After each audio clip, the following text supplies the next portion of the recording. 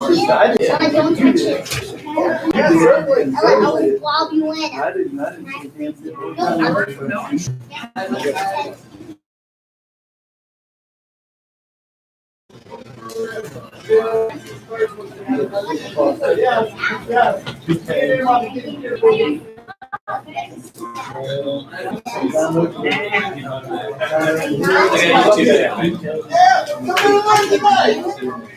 Say a lot of time on YouTube. Heirs to the outdoor wars. I heard Okay, that. please have Okay. please have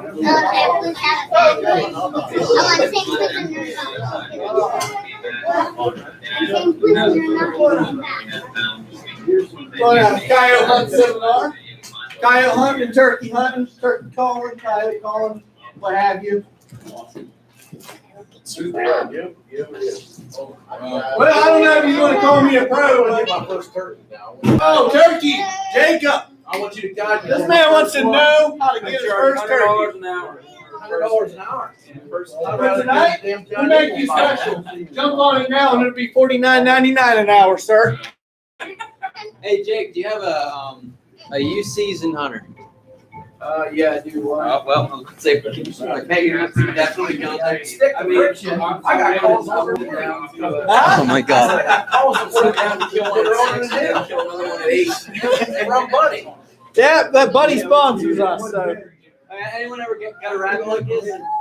Keep playing What, that. He said, what, squeeze it? I was like about to be like, screw this. Actually, no. There's kids. I don't know if they want to see it. We're good. So, Bobby Michaels, come on in, brother. What's going on? How you doing? How you doing, buddy? Come on in, folks. We're gonna learn how to kill coyotes tonight. You don't break the light. You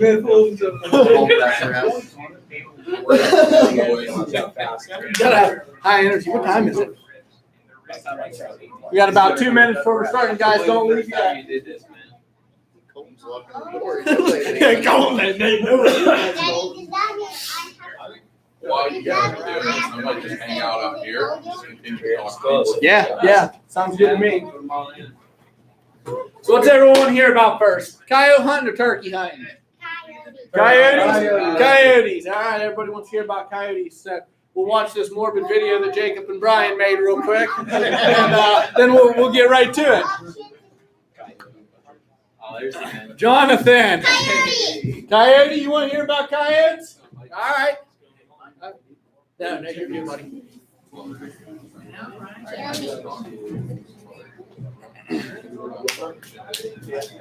And Wicked gave us a bunch of items. Yes, sir.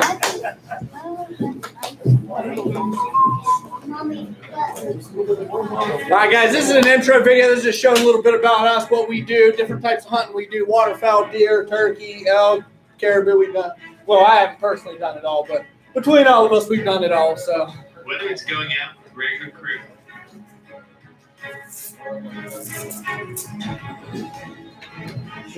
Never get to hunter. It's all about getting out there.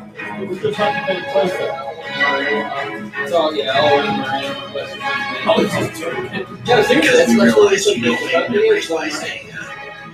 That was Mississippi.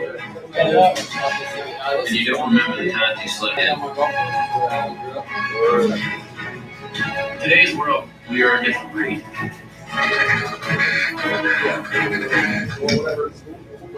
We got a couple minutes before we have to start, so yeah. This is perfect.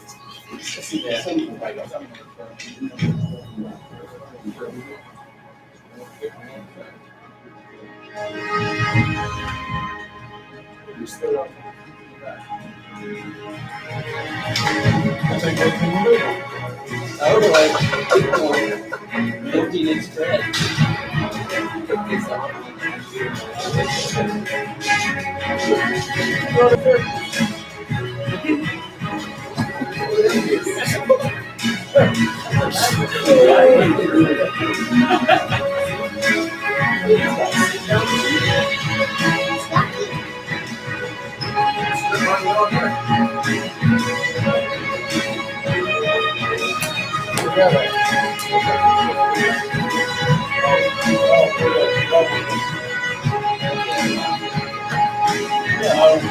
We're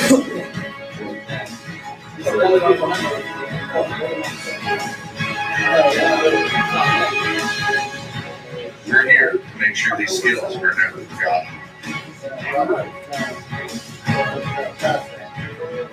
So the next generation will become prepared in the outdoors. You get money for that? Oh, yeah. We'll give his. That's it's about 6 o'clock, so we're gonna start. We're just gonna give his. We made a little intro. We're doing that just to give him some credibility. I know it doesn't look like much, so we gave him a video. Good. Hey, Paul, you can shut the door, man. We're gonna start. All right. Last call. Let's go. Let's go. Just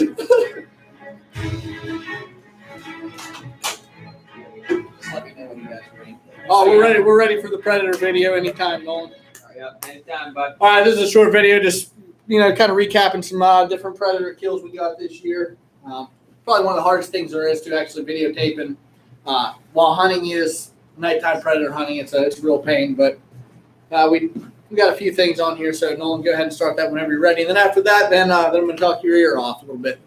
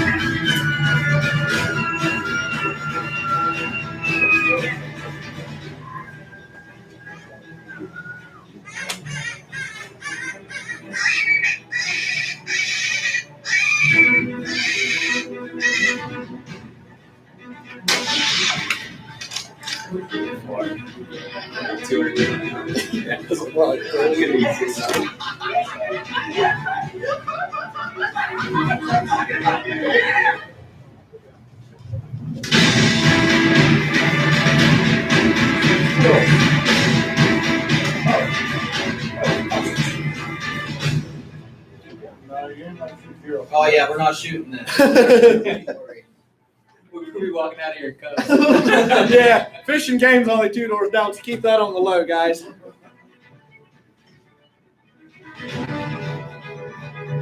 That was the day it was like 20 below, and he goes out and shoots 2. It was rough. It was rough. Wind chill. Yeah, Wind chill. it was only 2 below regularly. And that was probably the best shot of the whole video right there, guys, was that picture of me. But, all right, guys. Someone can get the lights. Yeah, I'll get the lights. Let's get the lights. The like the classroom lights, not the hunting lights.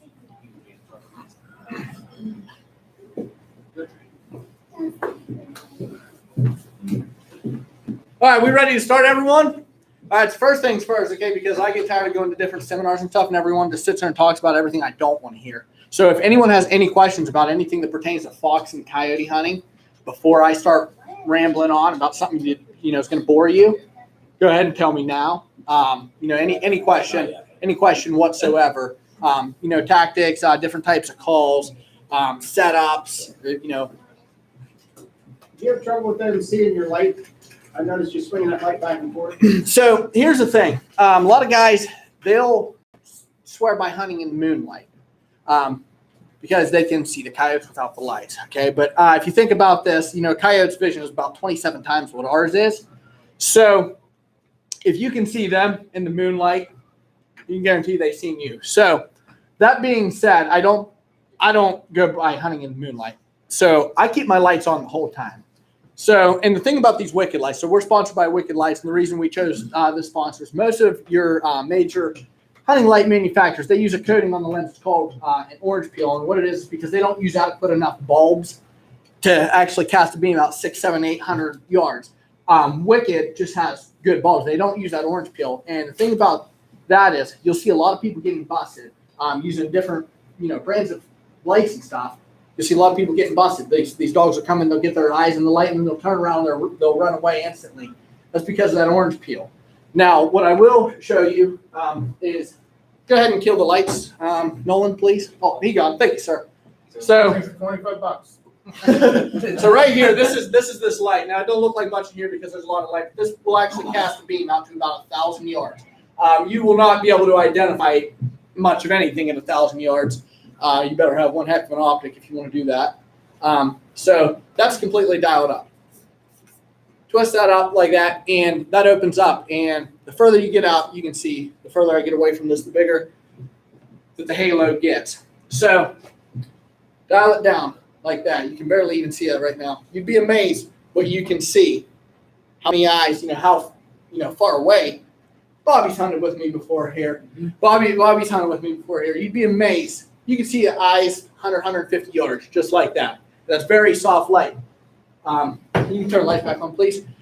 So once you get their eyes into the light initially, give them a half second or so. Their eyes will adjust to it, and you can crank your light up. You can go from that to that right there, which really brightens it up and out. At 100 or so yards. Good evening, ladies and gentlemen, and thank you for attending Laurel Sportsman's Night Out. Our featured speaker will be on stage, Mr. Lance Valentine, shortly. Head to the auditorium and see what he has to say about all the technology involved in fishing. Our classroom seminars are underway. Pardon this interruption, those who have gotten started. Enjoy the show. Thank you for that. Yeah. You use the red more than the green? Yes. So here's the thing. You get this side of the Mississippi. So coyotes aren't actually native to east of the Mississippi. I don't know how many of you guys know that. And the reason that an eastern coyote is so much bigger is because they're actually part gray wolf or timber wolf. And that's why they're so hard to hunt. See, I've hunted out in different states, the state of Washington, and you can go sit out there at noon. You can sit down in the field at noon in your shorts and a t-shirt, take your Fox Pro, turn it up as loud as you possibly can, and if they're hungry, you'll get 4 or 5 dogs around there. That's not a Pennsylvania experience. That don't happen. So they're very leery. But like red lights is all I will use in Pennsylvania. Texas, I know green lights are big. But here's my experience. I've used green lights. I've used white lights. I won't sit up here and speak on anything that I haven't tried. I've used white lights. I've used green lights. 9 times out of 10 with the green, I'm getting busted. Yeah, it seemed like 10 times out of 10 with the white, I was getting busted. I mean, it's kind of unfortunate because you can see a long, long way with the white, and you can see further with the green than you can with the red. The red's kind of the dimmest, which is, makes sense. But see, when that light, once they get their eyes adjusted to that light actually acts as a wall. So they're not seeing the light. It's quite literally just blocking all vision, and they're seeing jet black. So they're coming and running in, and they're running to sound. They can't see you. As long as you stay behind that light, you don't start, say this is your light right here. You don't start flashing your hand. You start flashing your hands in front of that. That creates almost like a black hole. They'll see 2 different things.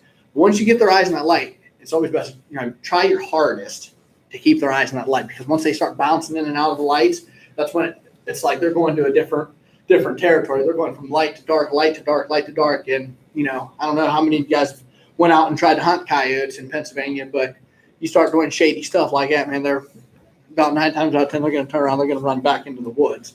So, yeah, red lights, keep them as dull as you possibly can. And people always say, well, what's the proper dullness, for the light? Best thing I can tell you is keep it as dull as you possibly can without losing any, of your point of view. So that you can see the whole way across the field as dim as possible. And then, like I said, once they get in the light, give them a split second to adjust. You can crank them up; they'll never see it. But the orange peel that I was talking about, what it does is it actually takes the light, and rather than the light just being bright, it amplifies the beam, and it quite literally hurts their eyes.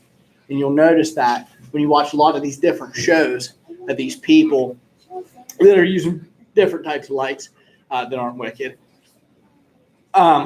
you'll see that these coyotes, it's literally like their eyes are getting scorched. They'll stop and and then they're gone. That's why we use wicked lights. So if anyone's ever in the market, I mean, there are good other brands of lights. Don't get me wrong. I myself had the best luck with wicked. Seem to work the best for us. I have a bright red light on the top. and we had coyotes right in the edge of the woods and Mhm. flipped the light off and the sound they just shut up.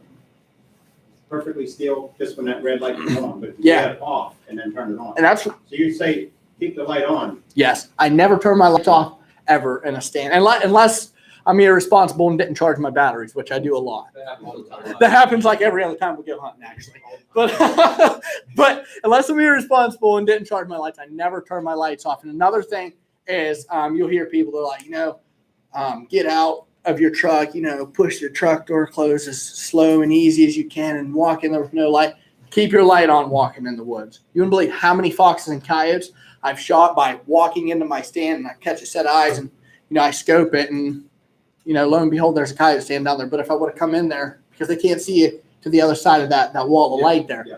But if I would have come in there, all quiet, just crunch one little stick without that light on, they'd have looked up and they just saw my silhouette coming down over the hill. So I recommend always keeping your light on. They could see that light too. My nephew was following there in the moonlight. Mm-hmm. Guy was trotting along in the corn stalks and he said he had the scope right on him. Mm-hmm. Put the light on, he said it just hit the dirt and then it took off running. Oh, yeah. Didn't notice that illumination or something. Right. See, they'll notice it going from Dark to light. completely, dark outside to that. Yeah, exactly. My To that. dog will follow it like a cat does with a laser pointer. Right. So they'll notice it. And that's why I like to keep the lights on. And I like to keep as many lights on. People, sometimes we'll go out coyote hunt, we'll have 4 or 5 lights going. And we'll have 2, 3 guys, I'll say, you scan. I'll have my gun mounted light. People are like, well, isn't this too much light? I mean, in my opinion, the more light, the better. Because there's less chance of them bouncing in and out of the light ray and, noticing a big difference in what's actually going on. So red lights for Pennsylvania, as far as I'm concerned. I mean, some might disagree with me. That's in my personal experience. My preference is red lights.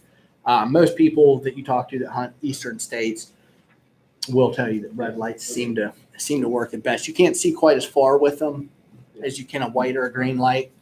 But I'll tell you another thing, red lights are also a lot better in the snow. I've tried to use, when there's little snowflakes falling, I've tried to use white lights. I've tried to use green lights when there's snow falling, and all it does is illuminate all the snow like crazy. I mean, it does to a certain extent with the red light too, but not quite as bad as the white and the green light.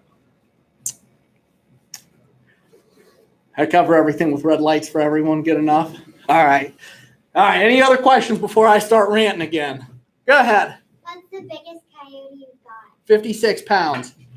56 pounds. That's a big coyote. People have in their mind that coyotes are these 150-pound creatures. They're not. You shoot a coyote that's 40 pounds. That's a good sized coyote. But I shot one. Actually, it was this year. I wasn't even coyote hunting. I was deer hunting, and it happened to come walk past me. And 56 pounds. He was big. I took him to get his head mounted, like at the taxidermist. And they actually had to order the biggest form that there was, and he had to add more to the form, add more foam because the coyote was so big. There have been guys that have shot coyotes that were 70, 75 pounds, but they're not very common. You can figure about the average size coyote you're going to shoot in Pennsylvania, anyways. It's going to be between about 30 to 35 pounds, which is still a pretty good size animal. What makes coyotes look so much better than they are is their fur. And the same thing with a red fox. I shot a red fox this year, and I had people that didn't really know a lot about red fox. And I say, well, what do you think that weighs? And, that's got to weigh 50, 60 pounds. It weighed 12 pounds, and that was a big red fox. Red foxes are very, very, very small, but they're so fluffy. The coyotes the same way. Their fluffy fur is what gives them the appearance that they're big. That answer your question pretty good? Yeah. All right. Anybody else got any questions? Go ahead, buddy. Yes. Some does and some deers and some foxes have blood. I think they all do. They all do. That is a true statement. I cannot discredit that. That's good. That's good. Hey, man, I'll take anything I can get here. I'll take any comments, questions. So if no one else has any questions, I'm going to go over what I like to think is like the biggest mistakes of coyote hunting is, number one would be wind direction. The wind direction is key. You want to hunt here, I'll give you guys an example of like crosswinds, or you want to hunt with the wind in your face. Okay, so we'll say this right here. This is where the coyotes sleep, and this is lull wind. Okay, and then here's your big open field, and then here's where you're sitting right here. Okay, so you're here. Coyotes, you're pretty sure they're bedding up there, and you want to call them across this field. Okay.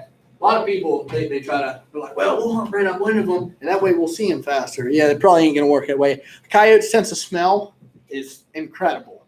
Incredible. I've had coyotes bust me in 1 mile an hour winds at 400 yards because I was being irresponsible and hunting directly upwind from them. So people say, well, but the wind was, blowing this way at nights, and we really want to hunt that stand. And what you should do is get in your truck and turn around and go somewhere else, or find a different way to hunt that stand. So if this was me sitting right here, here's where I'm trying to call them into, and I know the coyotes are up here, and we'll say the wind's blowing that way right there. I would do my best, if I thought they were laying in this lower end down here, I would do my best to get up in the upper end here. You want to get as far away from it as possible, because them coyotes are always going to run against the wind. They will kind of cross the wind a little bit to a certain extent, but you can about bet any time that any predator, coyotes, fox, bobcats, any of them, they're going to put their nose right in that wind. It's deer do it too, but you'll see a deer walking with the wind to its back, whatever. You probably aren't going to see that too often for the coyote doing that. So, moral of the story here, folks, don't hunt coyotes upwind. Not a good idea. I personally like to keep the wind.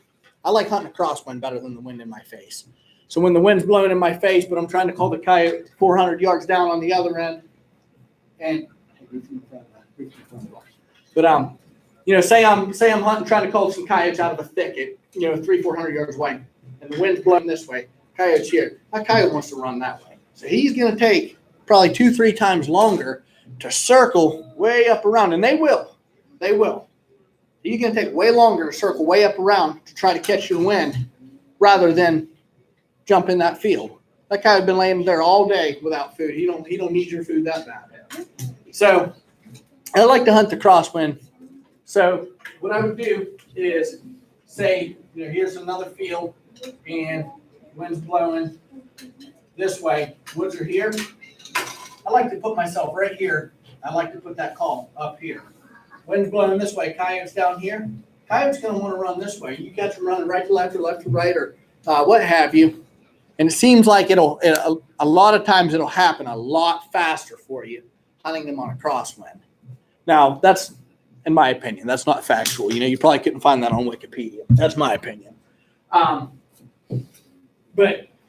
never hunt them upwind. The second thing, calling way too loud.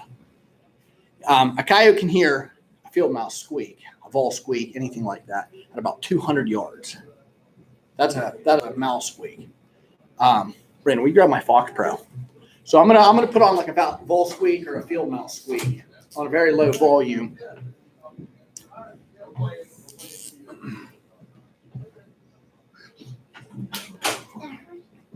So let me get into the rodents here.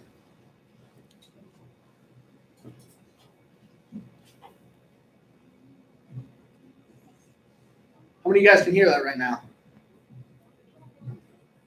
Anybody? Anybody hear that? No. Coyote can hear that. Coyote can hear that too, 250 yards. I can hear that.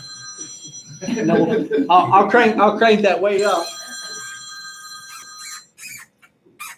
So that's one of the biggest mistakes. People, they get out and they get their Fox Pro and they're gonna go out, they're gonna kill the coyote. Okay. So then they go out and they think, well, we heard that an eastern cottontail works the best. So this is what they do. They go out and they turn that bad boy up as loud as they possibly can. Just like that. Now a coyote can hear that bull squeak, that field mouse squeak at 250, 300 yards. What do you think that's doing to them? Exactly. So, and you can run the rabbit sounds, you can run the bird sounds a little bit louder than you could like a vole squeak, because obviously, naturally, a rabbit in distress is going to be louder than a vole or a field mouse or something like that, or a bird. If you really want to be, loud, my suggestion would be to use bird noises. Because you guys all hunt. You sit up in the tree stand, you listen to them things all day long. They're ridiculous. They sit up like that all night long. So if you want to get loud, use bird sounds. Rabbit sounds, I'll show you about where I start off my volume. If I'm using rabbit sounds, we'll just use the same Eastern Cocktail Distress here from Fox Pro. That's about as loud as I'm going. I'm trying to lure coyotes in from 400, 500, 600, 700 yards away with that, and they hear it every time. So when you crank that call up like that, you're busting out of the other woods. And I myself made that mistake for the longest time. I started coyote hunting and fox hunting when I was 13, 12, 13, something like that. And I'd go out there and I'd crank them calls up, or I'd blow on them calls, and it was loud, and I'd sit there, wow, man, why did nothing run in? And the reason why you watch these hunting shows, these guys out west, them guys can blast calls. So the difference between an eastern coyote and a western coyote, another big difference is territory range. See, over here in Pennsylvania, a big alpha male coyote may only have a territory of half a mile, 3/4 of a mile. And out there, it's so vast and there's no food. One coyote's range might be 25, 30 miles. So you can crank them up and get coyotes to running from a mile away. It ain't nothing for a coyote to run a mile. And another thing, what makes it so easy out there versus Pennsylvania, them coyotes out there, they don't know what cover is. They live in sagebrush out in the wide open. These coyotes around here, obviously you guys hunt. You know what these coyotes live in. They, that's foreign to them to have another, because obviously we all know that most animals are going to stick to the cover, especially rabbits and stuff like that. So you get these coyotes around here, you got a rabbit sitting in the middle of a 400-acre field. Them coyotes are saying, what's going on here? Something ain't right. So that's why it's so hard to call coyotes out of the woods in Pennsylvania as well. And if I'm daytime hunting, about 95% of the time, I'm going to be inside the woods. Nighttime hunting, I don't even waste my time in the woods. Not because I don't think the coyotes would come, but because you get a spotlight running in the woods at nighttime, and you see the branch this far in front of your face. That's all you see. So yeah, that, and then so what we go over as far as what, in my opinion, the biggest mistakes are: loud calling and wind. I would say the third biggest mistake would be leaving the stand too early. Another thing that differs from western and eastern coyotes is, you can see forever out there. 15 minutes they're not there, back her up and leave. Eastern coyote stands, everyone, there's a couple of people in here that have, all these guys have coyote hunted with me. Bobby's coyote hunted with me here. We say there 35 minutes at least. And honestly, that's probably skimping a little bit. That's just because I get cold. I get cold and I'm like, you know what, I'm going to leave. I don't care if the coyote's coming or not. But 10, 15 minutes, I've had them show up 10, 15 minutes.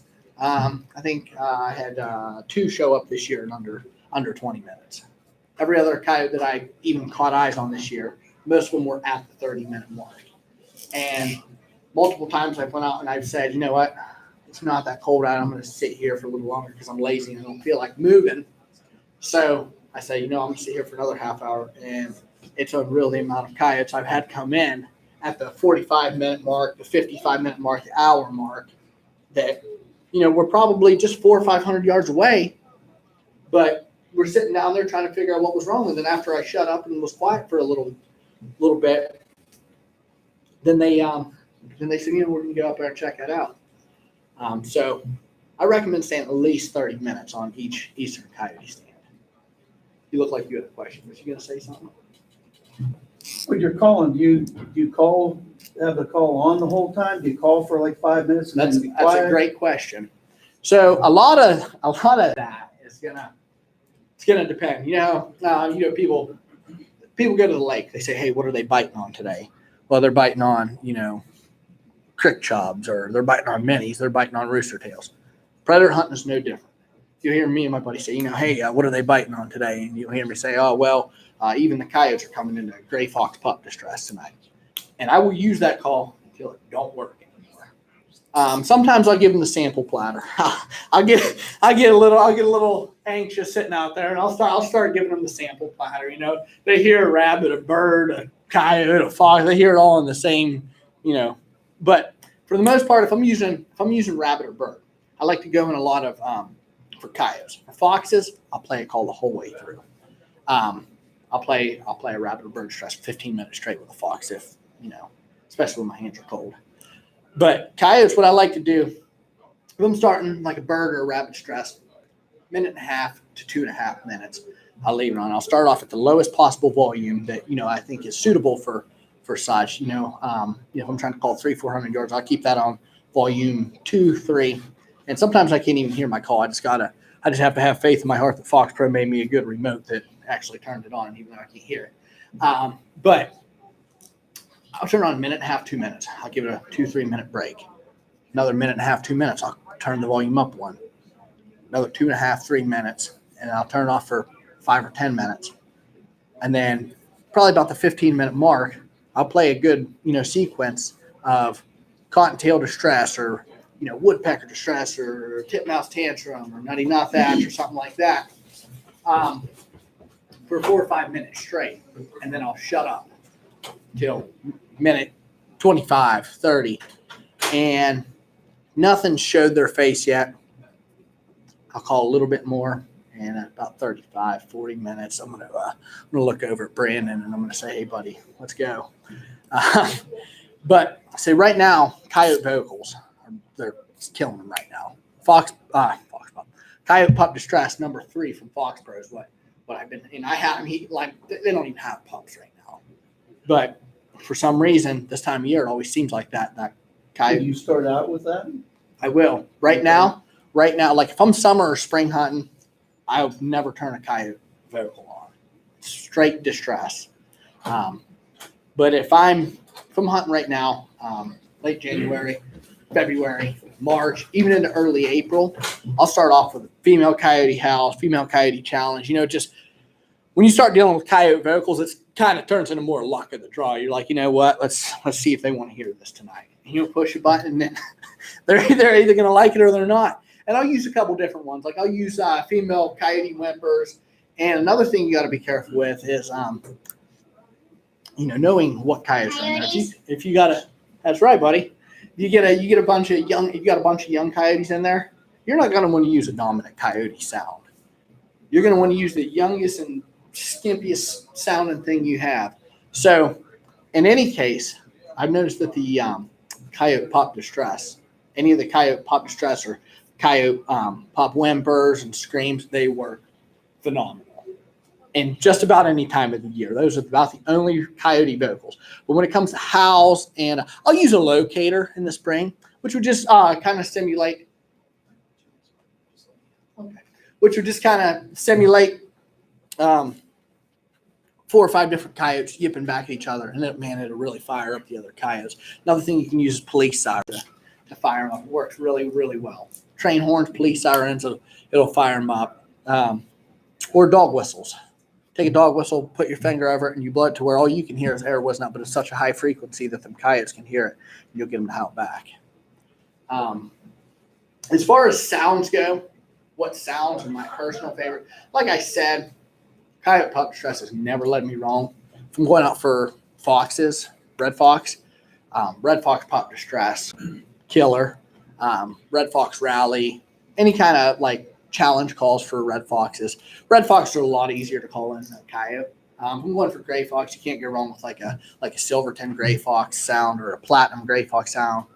Gray fox pup distress. Any of them are going to work. But as far as coyote, during vocal season, female howls, you can't go wrong. Young female howls I like to use because you're going to trigger all kind of coyotes. You use mature sounding coyote vocals, you're going to trigger old coyotes. How do you find different places to hunt? I mean, how do you locate, like a bedding area? Or... It's just like deer hunting. That's another one of the mistakes I want to tell everyone.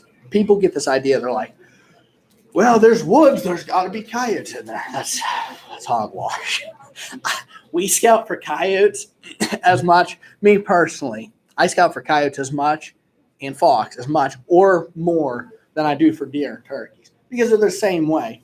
You know, you wouldn't go see a set of woods and not see a deer track or a rub or a scrape, you know, go through there and see no deer sign and then say, you know what, I'm going to deer hunt here the first day.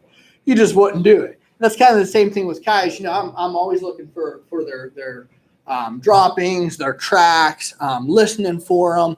Everybody around, like I have access to hunt thousands upon thousands of acres around where I live. And everybody around sees a coyote. They're on the phone. Hey, Brendan, we just had a pair of coyotes come running out, you know, down at the bottom of the field behind the barn. And I do my best to make some excuse up to why I need to leave work early to go hunt them.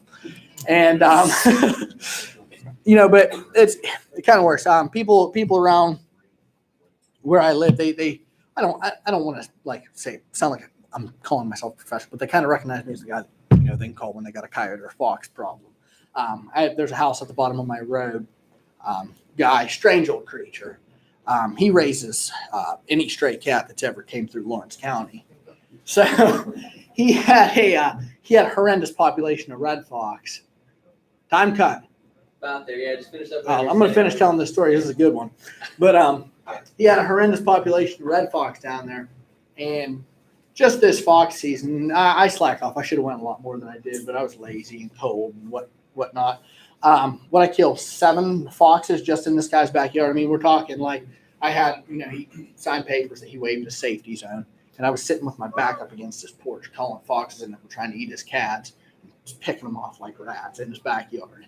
So it's the foxes are a little easier, but yeah. But as far as the distress sounds for coyotes, can't go wrong with any of the cottontail sounds and any bird sounds. I can't sit here and tell you one's better than the other. It just depends on what they're in the mood for. What time do you usually go hunt them? Dark to light. Anytime. That's another one of them things that it's hard to know. You know, I'll go on a week spell where they're hitting good at 2 a.m. I'll go on a week spell where they're hitting good 5 minutes after dark. So it's just kind of luck of the draw. Did you have a question, sir? Yeah, I was wondering, like, typically when you're hunting at night, not in the woods, about what distance are you usually bringing the dogs in before you actually pull the trigger? That's also a very good question. So like I said, my lights will go out. You'll see eyes 900,000 yards with them. You can identify animals at 400, 500 yards. I've shot at them 250, 300 yards, and I've killed them at that distance, which that's a poke in the daytime. That's really a poke at nighttime. I like to have them in 100 yards or closer. You know, I tell guys, I'm like, yeah, I shot at 50 yards. Like, that wasn't very far. That's the way I like them.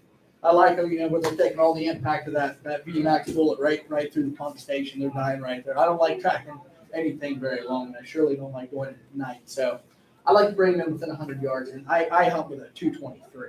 Okay. You know, that's for an all-around predator cartridge, 223, 22, 250. Number one. If you're just going fox, it's 17 caliber. If you're going strictly coyote, 243. Okay. Would be in my opinion. Somebody else might tell you something different. That's what I believe, though. Thank you. Not a problem. Yes, sir. What are you talking about? Like hunting fields and farms. Okay. Up where I hunt, it's all forest. Okay. How much different is that to hunt? It should be better for you. Should be better. So, up where you hunt, when you say all forest, I'm guessing you're on Kyanesta or somewhere in that region. So you got all the old logging roads up there. Those are going to be your best spots up there. You get on a spot, you know, where you're still hunting crosswinds. You want to put that call down 40, 50 yards. Now, when I'm hunting fields, I keep that call within 10, 12 feet of me at nighttime because I want their eyes drawn towards them. You put that call on that logging road, you know, 40, 50 yards down in front of you. Just sit right up on that logging road or right inside the woods where you can see down that logging road. And coyotes are much more likely to come running up that logging road than they're going to be to run out into the field. So you can't see as much, you can't see as far. But as far as the likelihood of them showing up, you got a lot better chance of them coming up that logging road there. So it's actually beneficial and it's not at the same time. You can't see as much, but the likelihood is better. I tell people I told them they were starting hunting with shotguns because they're so close. Oh yeah, a lot of times they say it's a fast shot. Wood settings where you're gonna find your best close shots at too.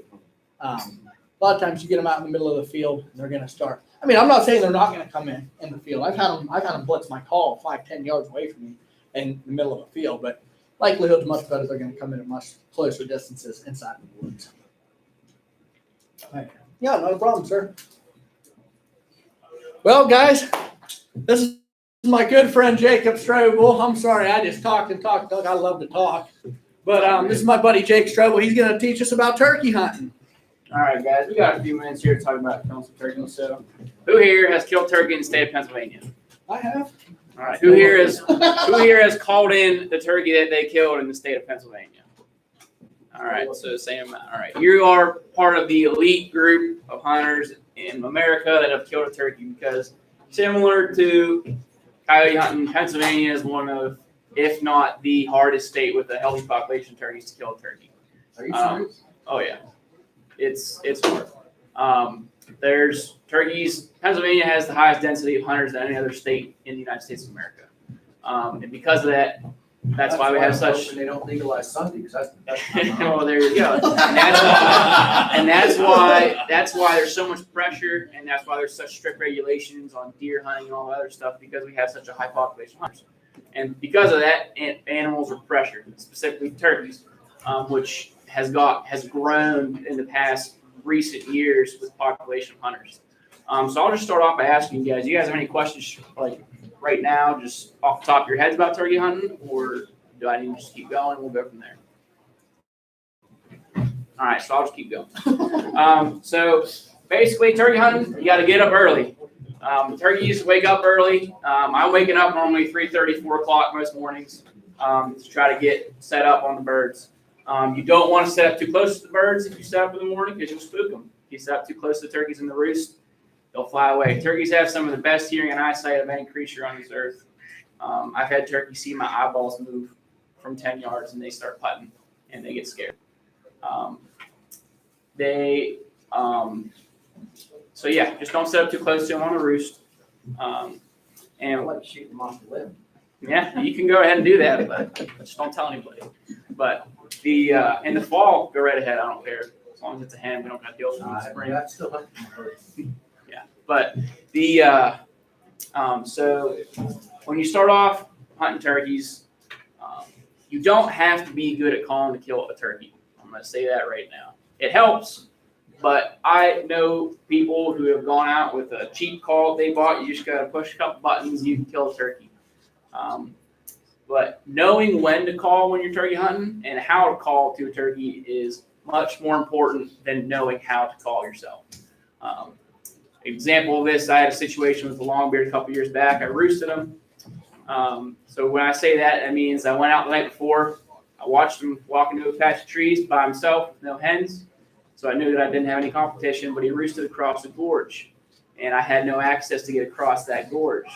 So I went in real early. I set up right on the other side of the gorge. And turkeys very rarely will not cross a boundary to get to you, like a road, fence, rivers, stuff like that. So I set up on the other side of that gorge, and I waited, and I hit 3 yelps. And I'll do that for you real quick. Just 3 quick yelps, just like that. He double gobbled right to me. Double gobble is when a turkey gobbles once and twice right on top of each other.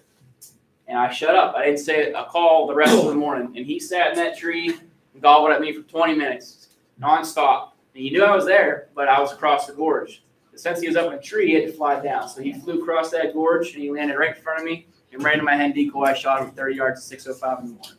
I called 3 times, and I killed that turkey. So I wasn't yelping at him nonstop, because if I did, he would not have come down out of that tree, most likely. Most likely, he'd stayed up in that tree. He would have what they'll do is they'll just strut back and forth in the tree, and they'll stay there, and they'll wait till that hen comes to the base of the tree, and then they'll fly down, and then they'll go off with the hen. That's just a situation right there of just knowing when to call, knowing how to call. Speaking of calling, we'll go through some of the calls right now. The one y'all just saw, this is a box call. Very basic call, pretty easy to use. You can do yelps with it, which is very basic turkey call. You can do clucks, you can do yelps, the whole 9 yards. And it's a very loud call. It's a good locator call. I like to use it first thing in the morning. Sometimes just real loud, real aggressive. And so that's a box call for you. You got your slate calls, which you can have slate on them like this. This is a slate side. This is a glass side. They make different sounds based on what they're made of. You can use different strikers. Like I got a couple different ones here. They make different sounds as well. And with these, you can do all the same ones that I just showed you. You do yelps. You can tell that sounds pretty different than what the box call sounded like. You do clucks. Just like that. And then you can also do purrs.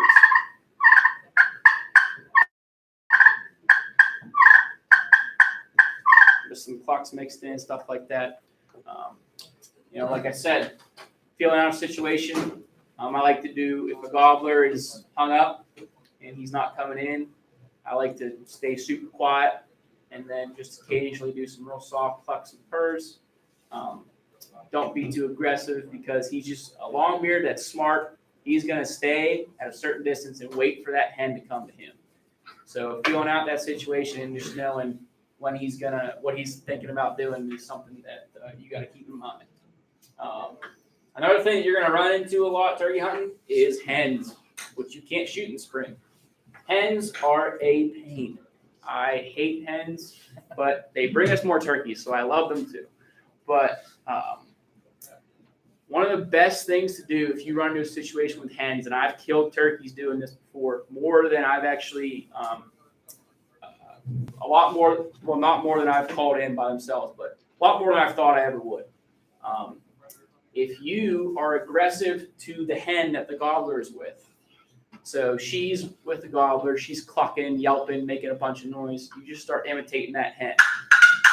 If she's making that noise, you're making every noise that she's making. And you don't want to use a mouth call doing this because you're running out of breath real quick because she's a lot better at it than you are. So I like to use a slate call or a box call for that. And what'll happen is she'll get really mad and she'll be like, "Who is this? What's she doing? Why is she making all this noise?"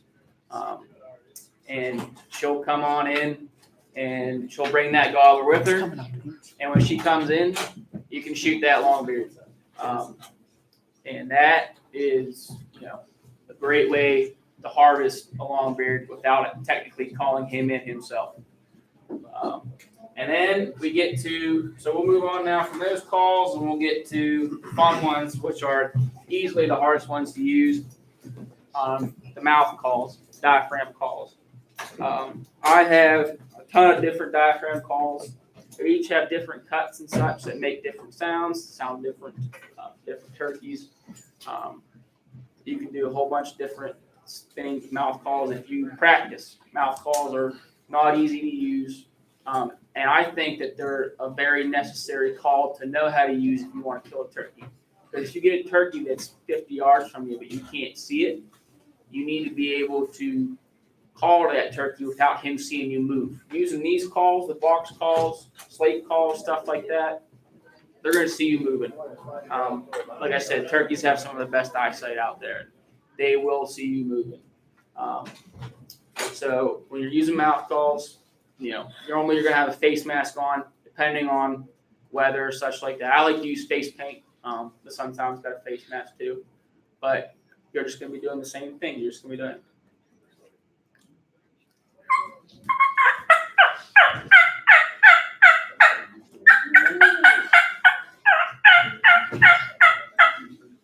Just yelps, clucks. You can throw purrs in there if you figure out how to do that. Yeah, you're telling me just throw purrs in there. It ain't no big deal.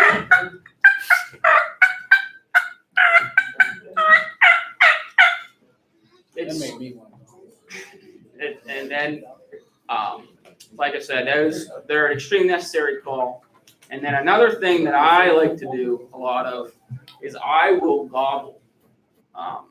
I like to run, when I run decoys early season, I always put a half strut Jake or a full strut mature longbeard out. Because early season, those turkeys are aggressive. They want to fight. They want to win their ladies. So they'll come in and they'll try to beat the snot out of that decoy if they see it. And if you got a long beard, an aggressive turkey, and you start gobbling at him, he thinks there's another turkey coming in trying to steal his girl. So he's going to come in. He's going to try to stop that from happening. So, I mean, last year we had it happen to us. We had a long beard hung up at like 80 yards. We started doing some gobbling. Now, they had make straight gobble calls. Those are okay. There's really not a call out there that you can do gobble-wise that doesn't involve a lot of movement, which is the only disadvantage of that. And the thing is, to turkeys, you can make a call that doesn't sound the greatest, and they'll still get upset about it. So I like to do this. I take my mouth call, keep it in my mouth. I'll be doing some hen calls.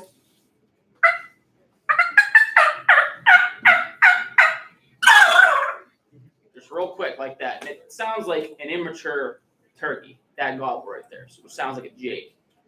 Because Jakes, they sound terrible most of the time, which is a 1-year bird. They got short beards. They don't have spurs. They're just real scared, skittish birds. But they'll gobble, and that'll take off a long beard, and he'll come and be like, well, I'm going to go in there, and I'm going to kick his butt. And that's when you can kill him like that, too. I also do, I'll bring a turkey fan with me. So I'll have it sitting on the ground next to me. Now, this is something you need to be careful about doing, especially when you're using decoys and such in the state of Pennsylvania. And if you're on public land, most definitely. But if you're on private land, you should be okay.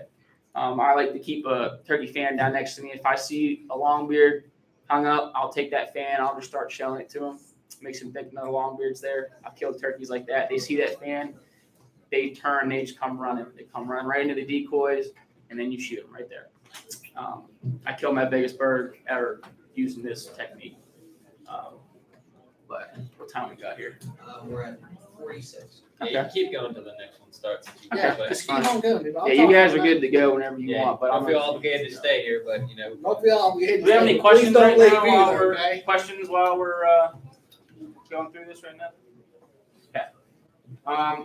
Before I forget, I'm going to go ahead and mention my golden rule of turkey hunting, which is if you make a call whenever you're hunting turkeys, you do not move until 15 minutes after you make that last call.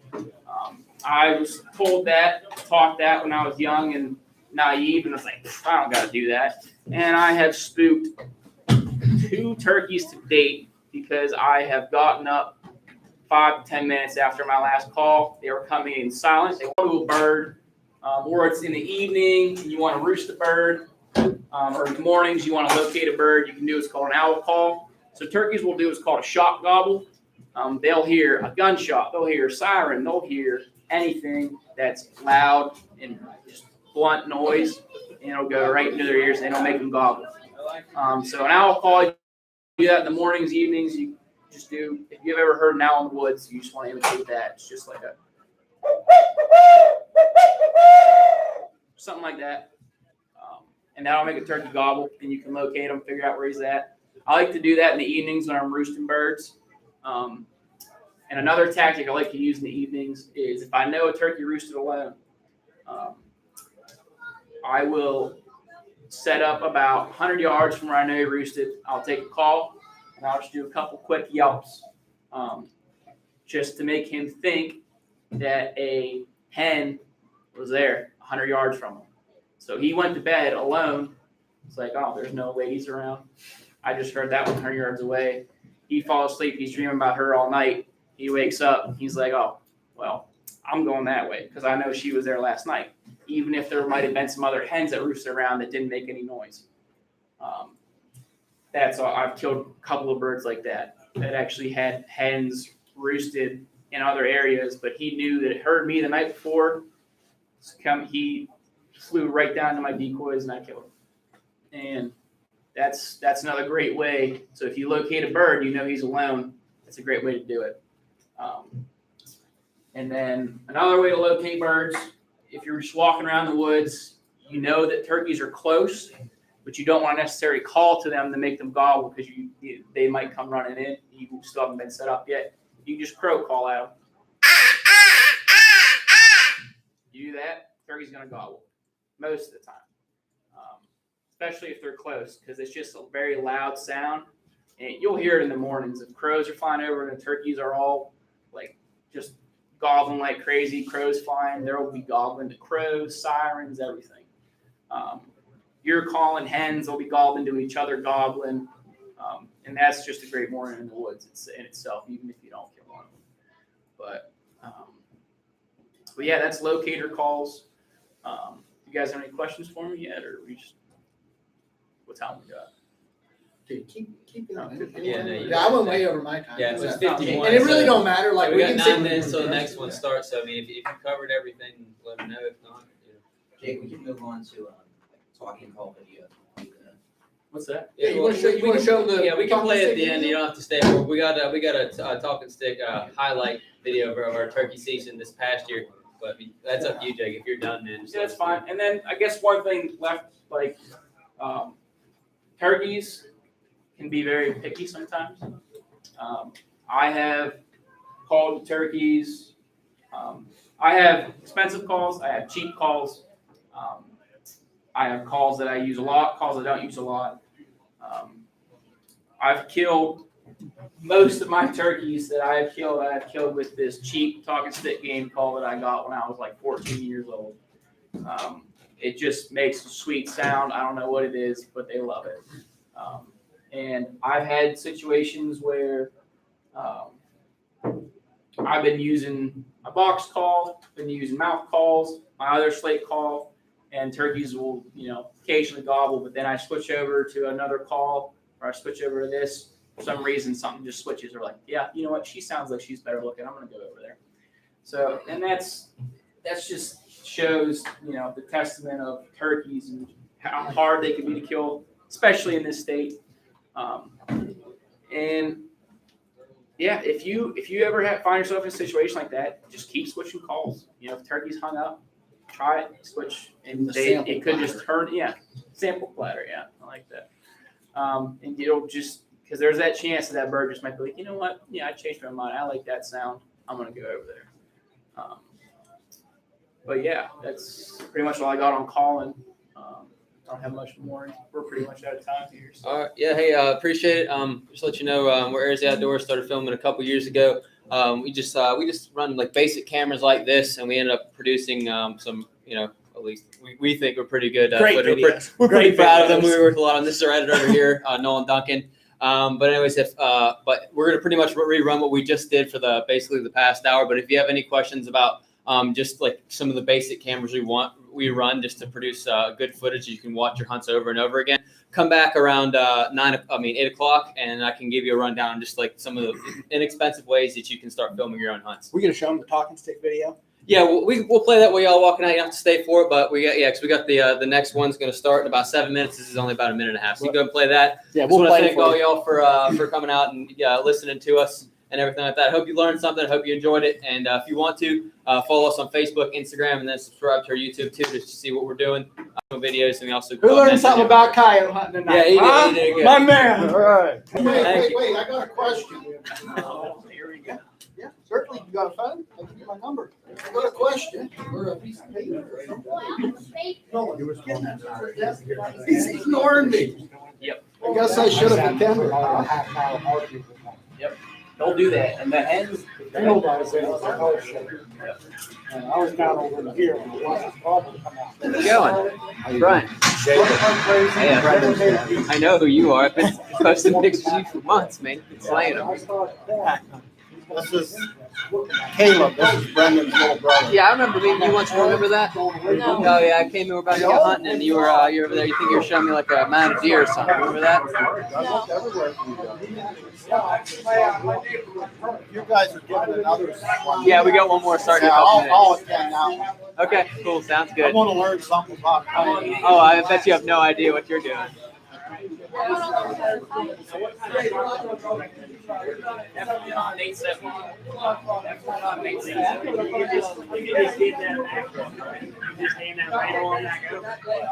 don't want it anymore. Or you can give me some. I don't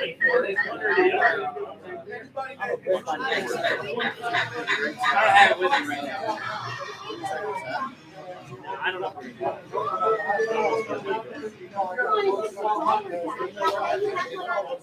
we'll see you. Yeah, we were just doing the gym. My dad's supposed to be here. Daddy, I'll put it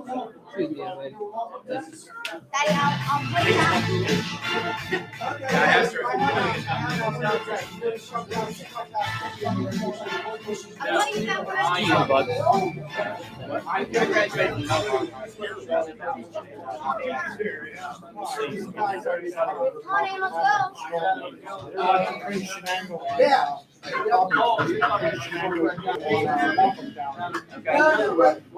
Yeah, so we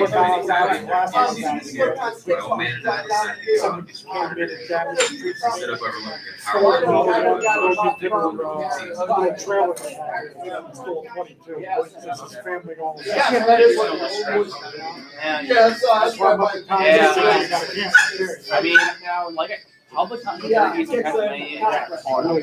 They're so pressured that it's all birds that I normally kill are on like private land. I have access to a lot of private lands. But We're gonna go try to dump Sasquatch. we'll see. That's my yeah, it's predominantly all my hunting. It's my goal the past 2 years has been to kill one. Yeah, you call him, man. I appreciate it. I could have shot a jig, but How we doing? This coyote was already hit twice. I don't How we doing? He got up and tried to run for it. So we decided to make a follow-up. Shame. Yeah, I'll let you guys get one. All right. Thanks a lot again. You kill them with one of them critters? I try to kill as many as I possibly can. I don't kill as many as I'd like to, though, but you know what? I can't be a professional at everything. I wish I was, but seems like every year I seem to get a little better, but one of the best days and one of the best hunts I was ever on was with him and a group of guys that he's with together.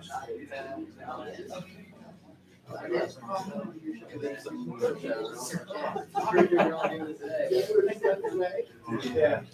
They're running with the dog. Yeah, my neighbor does it. Actually, I'm not going to have social media. Yeah, that was March 8th last year's mating season, so he ran right in like 30 seconds.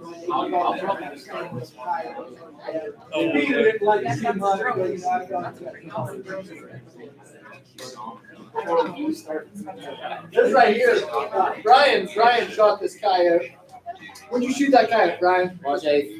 March 8th, you shot this. 5 minutes after daylight, just called, he came in at 30 seconds. Kind of gives you an idea of just how tough of critters they really are. He had to shoot that thing a couple times. Yeah, that last shot where we shot it and folded like that, we had to go up and shoot it again. Yeah, It was right behind the shoulder. I hit it in the liver, the lungs, the butt, and then we had to shoot it again.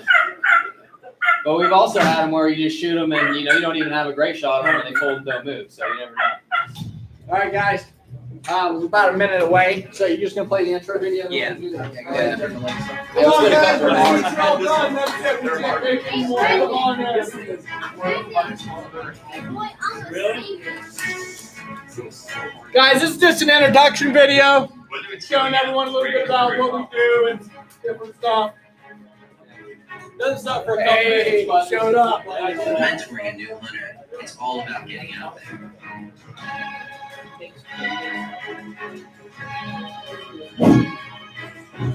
Because we realized you don't make memories by staying home. And you don't remember the times you slept in. In today's world, we are a different breed.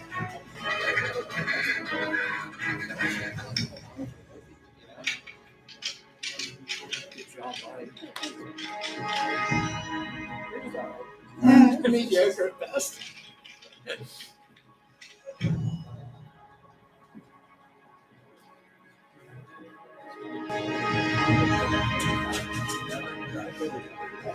Listen, what was I going to say?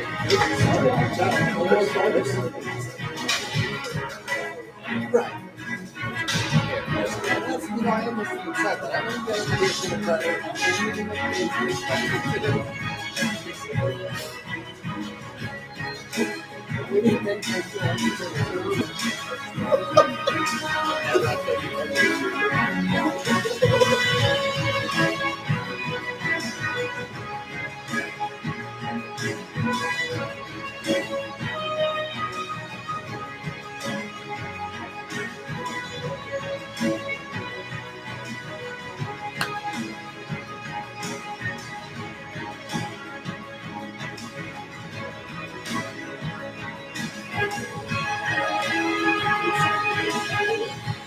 We're here to make sure these skills are never forgotten.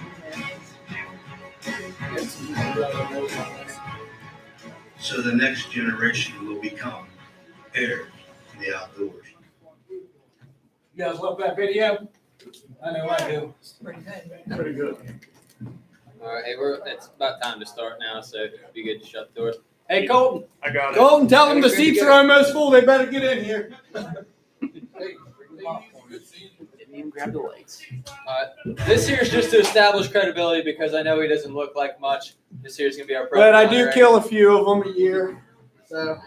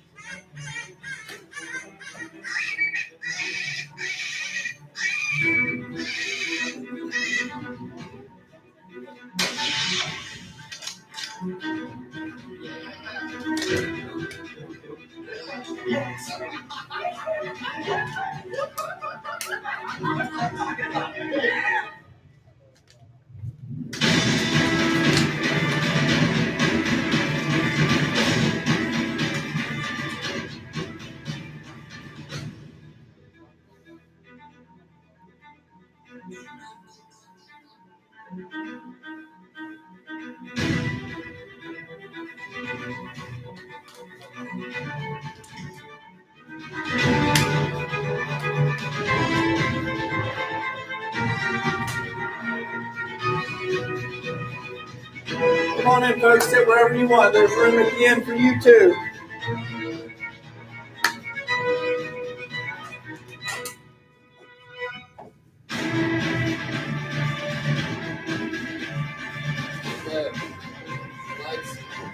Lights.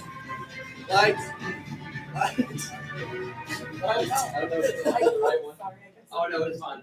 I just didn't remember which one it was. All right.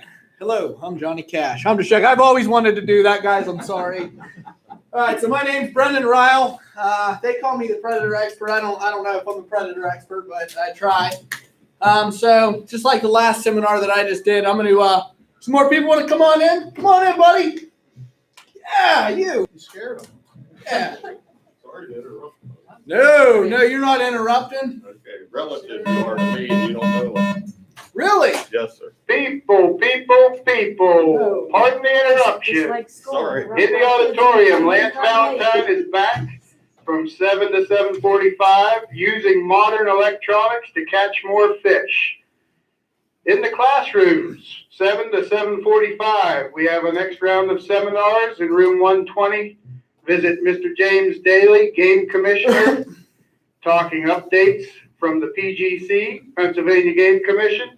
In room 122, lure selection, when, where, and why with Brian Clark of Captain Chaos Muskie Guide Service. In room 126, Justin Burke is back to talk about advanced muzzleloader accuracy. And in room 333, the wood shop, we have food plots. Getting started to getting results with Northridge Wildlife Forage. Enjoy the show, folks.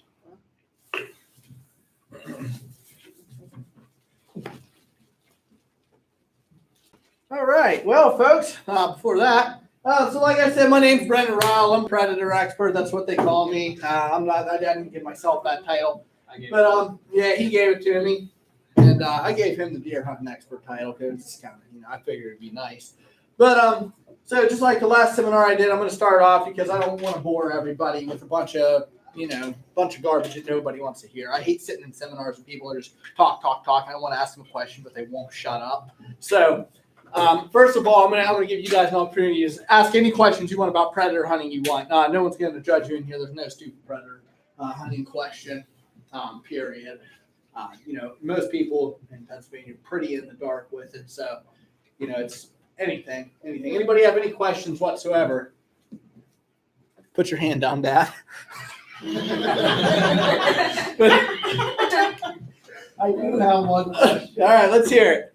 Do you think that a 17 HMR is adequate to hunt coyotes with? That's a wonderful question. See, that's my dad over there. And I actually took him out. He never wants to coyote hunt. He's a trapper. So I begged him. Finally, I got him. Come on in. I got him to come out and go coyote hunt with me one night this year. And what were we, about 4 minutes into the stand? This doesn't happen when it's just me by myself. It's only when I'm out guiding everybody else. I look up on the hill, I see eyes. And before I continue on the story, I'm going to tell him, I said, Dad, you sure you don't want to use this 223? And he said, oh, no, I want to use that 17 HMR. I said, Dad, I think you want to use this 223. No. He didn't want to use the 223. So we go out and we call a coyote in. And what do we get about? Yeah, we got it to about 70, 75 yards coming in right on. One shot, we're pretty sure it was to the neck. It yipped and hopped and squealed and did a couple loopy-loos and took off running, and he hit it again. And the moral of the story is, folks, get a 223. Don't get a 17 HMR. Will a 17 HMR kill a coyote in the right circumstance? Yeah, 22 long rifle will kill a bull elephant too in the right circumstance. I'm not going to sit here and badmouth 17 HMRs because obviously it wasn't really meant for a coyote cartridge, and it will kill coyotes. And people do it all the time, and I know guys that swear by them. But I don't know about you guys. I'd rather shoot them, watch them drop right there, and go load them up into my truck and move on to the next stand, rather than be going through the fields and the woods in the middle of the night with a light on it, looking for blood. And so now that we're on that subject, a lot of questions I get most times from people is, what is your best predator? What is the best predator caliber? So if you're hunting bobcats, fox, and coyote, and you want one good all-around caliber, 223, 22, 250.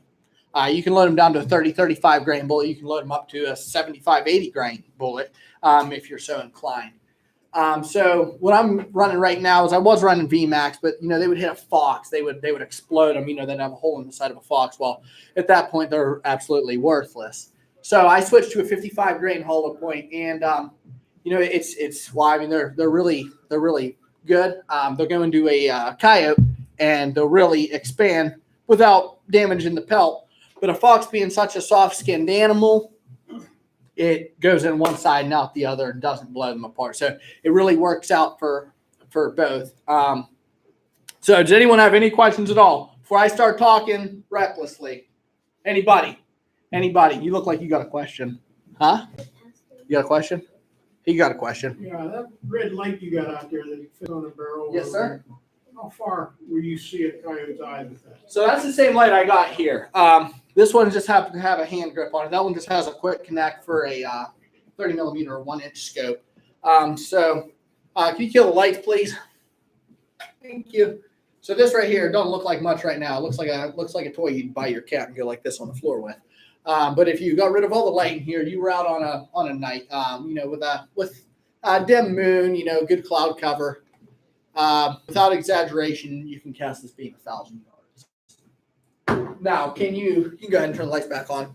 Are you going to identify anything at 1,000 yards?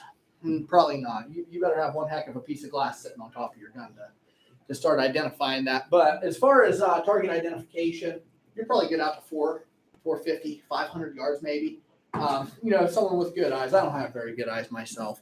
So I can identify 253, but if you get someone with the right eyes, it's the right light setting, you can't see the moon on the other side of the field, because believe it or not, that'll blind the heck out. And yeah, you can identify without a scope pretty well about 350. See, go ahead and kill the lights again. So this right here, it's a little brighter. I can dim it down. This right here, you can hardly even see that light right there. You can identify eyes on the right night at 150, 200 yards with just that little bit of light right there. I mean, that's not very bright at all. Or you can crank it up like that, and I mean, it'll really, look, that kid didn't even know what hit him. But go ahead and turn the lights back on. Yeah, so the red lights, that's another question I frequently get is, what's the best color lights to use for predator hunting? In my opinion, eastern coyotes, which I'm sure everyone knows. It's not like when you watch, when you watch these guys sit out in the plains of, Montana, Wyoming, they're hunting these western coyotes. Totally different experience. I'm not saying you won't have great nights of predator hunting in Pennsylvania, but it's totally different than out there. Out there, you can go sit out, high noon in your shorts and your tank top, go sit in the middle of a field, turn a fox spread on as loud as you can, and have 4 or 5 coyotes run in. It don't really happen here. Number one, we're not out here. Coyotes are not so much of a pack animal. You might see them running in packs of 2 to 3 out here in Pennsylvania, New York, Maine, New Hampshire. But it's pretty much when you get west of the Mississippi is when a coyote becomes a pack animal, because those are true coyotes. See, coyotes aren't native to anything east of the Mississippi, and they're actually part wolf, which is why they're so skittish. And that's part of the reason why they're so hard to hunt. Another part of the reason that they're so hard to hunt is you go out there to, we'll say, Arizona, Utah, you're hunting wide open everything. Everything's wide open. Them coyotes don't know what cover is. So they have no problem running through the wide open, coming into your call. But we try to lure them out into a cut bean field or a cut cornfield here. I mean, we're talking about coyotes that are, used to living in, briar patches, multifloral rows, stuff like that. And, they start hearing a rabbit squealing, 250 yards in the middle of the field. They're like, whoa, well, let's pump the brakes here. What's going on? Why is there a rabbit out here squealing in the middle of the field? So that's part of the reason why it's so much harder. And if anyone have any questions about anything I just covered? I've heard people discuss the difference between red light or green light. Right, red light or green light. Okay, so green light's a much brighter light. Baker here, the one that's dressed like a pumpkin. Actually, I made him wear that shirt too.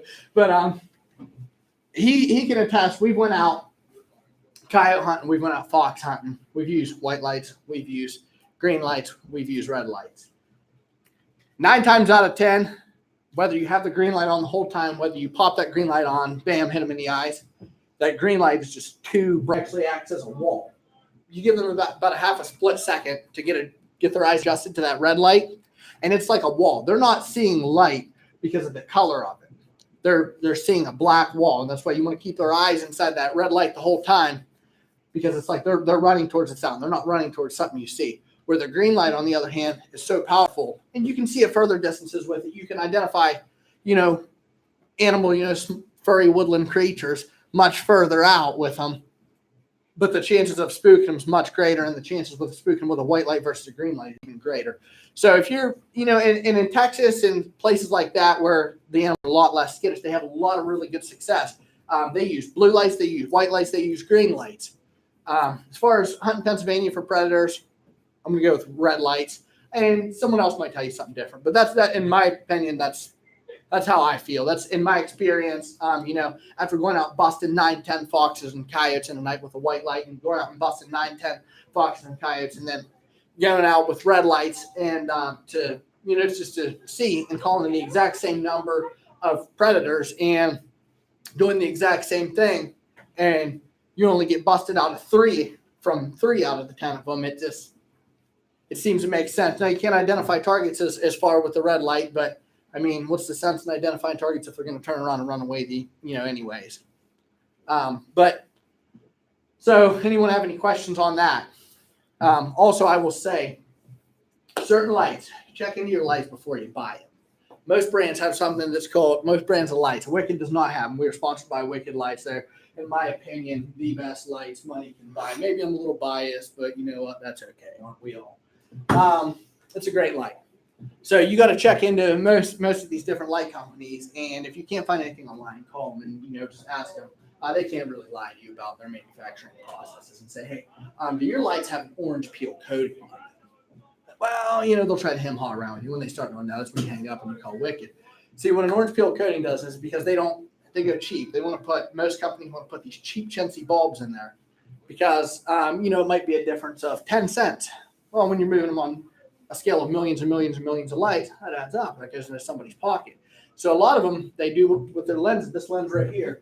See, it's like a convex lens there. What they'll do is they'll put a cheap chintzy bulb in and they'll take this convex lens and they'll put it in this dip called an orange peel.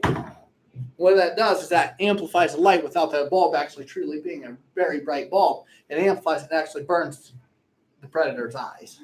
It will sit there and burn their eyes at 200-300 yards. We've tested it before with a couple other brands. I won't mention their names, but if you want to see me afterwards, I'll tell you. But no, I'm just playing. But and what happens is you'll actually see these things start squinting their eyes, and then they'll turn around and they'll run the other way because it's hurting their eyes. The true bright bulb doesn't burn their eyes. What it's doing with that orange pill is it's amplifying it and it's concentrating all to one spot, and it's actually burning their eyes.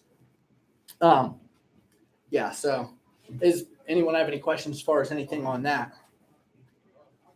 Can I use the restroom? In other words, may I unleash the magical drake? Yeah, you're not in school, buddy. You do whatever you want. No one has any questions, or does anybody have any questions before I start again? No, nobody. All right. So I'm going to go over some of the biggest mistakes of coyote hunting. Number one is when people don't know how to hunt the wind. I'm not saying that in a condescending way, like I know you all know you don't hunt the wind. All right, but say you got this here thicket right here. This is where the coyotes are sleeping. You got this. This is the field right here, and we'll say this is 500 yards across. Okay, and the wind's blowing this way. Okay, give it location A, location B, location C. Where do you guys think you ought to be hunting out there? Come on, anybody. C. A or C. A or C. But a lot of people, they think, well, what we're going to do is we're going to trick the coyotes. We're going to sit up here, and rather than them running the whole way around the field, we're going to get right here, and we'll just wait till their eyes pop up right there. It don't work like that. Sometimes you might get lucky. When I was a lot younger, I'd go out and call in foxes and coyotes and really not having a clue what I was doing. Still don't really have a clue what I'm doing. It's getting a little bit better time, as time goes on. But I'd go out and do that, and every once in a while I'd get lucky. I'd see one 300-400 yards away. But 9 times out of 10, they're going to smell you long before you even know they're there. So what I recommend is, say they're, for argument's sake, we'll say they're bedding right there. They're bedding down there, I'm going with C. We're bedding up here, I'm going with A. I want to stay as far away from their bedding area as possible. We're going to put the call somewhere up here, and that's at daytime. But if we're hunting at nighttime, we're going to put the call close to us. It's another thing. People make the mistake of setting that call 100 yards away from them at nighttime. And once again, I'm not going to say it's that's impossible to kill a coyote that way. But in my experience, 10, 20 feet away from you at nighttime. Because what's that coyote going to keep its eyes focused on? It's going to be looking towards the sound. Okay?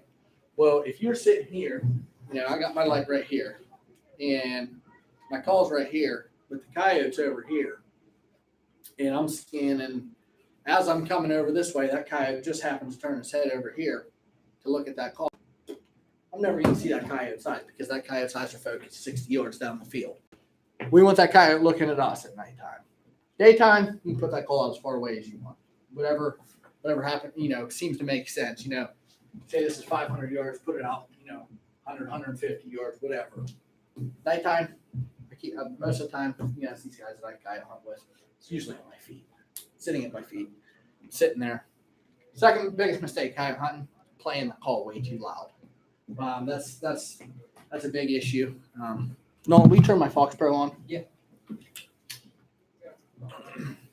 So, who's familiar with a like a ball squeak or a field mouse squeak? You guys know what a field mouse or a ball squeak is, okay? So we're gonna go right now, okay? On this volume right here, Coyote can hear this playing right now at 300 to 400 yards. How many of you guys can hear that? Anybody hear that? Anybody hear that? So that's part of the mistake. People that get this idea, what they do is they say, well, you know what, I got this new electronic ball, so now I'm not going to blow my lungs out. And they'll say, well, let's go with the Eastern Cottontail. And they're going to put this thing on there because they want every coyote to hear them. They don't just want to call the coyotes that are 200 yards away. They want to call the ones that are on the next mountain over. And typically don't work that way. So they'll go and they'll start playing it, and then, you know, they'll turn that rabbit in the chest on like that. You guys can all hear that very well. Put that out at 40, 50 yards like that. You won't hear that very well. It'll sound like just. So a lot of times you just kind of got to go on the fact that whatever brand of electronic call you went with, you just kind of got to go on the trust system there that's playing, because a lot of times you can be able to hear it.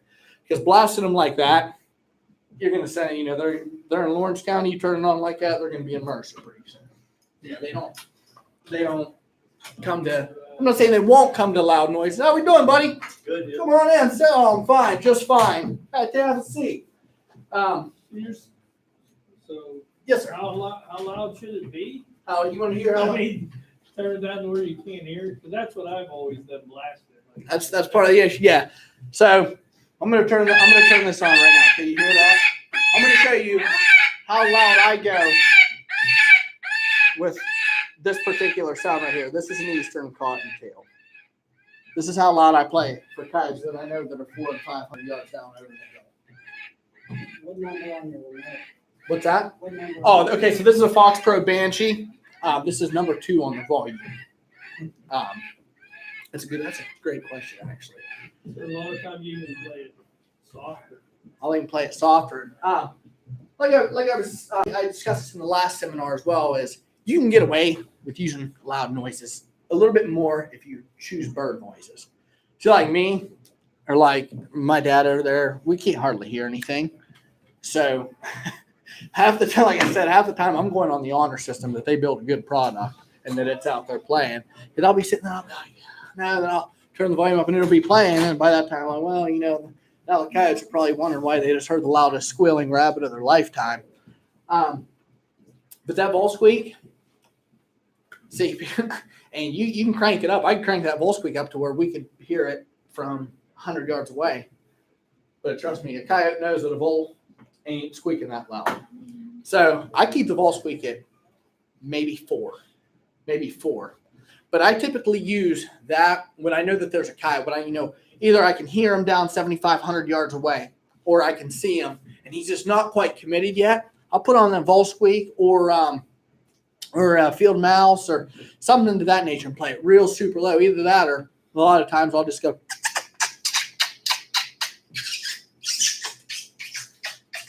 It's unbelievable how many coyotes will come into that sound, because that kind of stimulates a mouse squeak to them, or they're not entirely sure exactly what it is.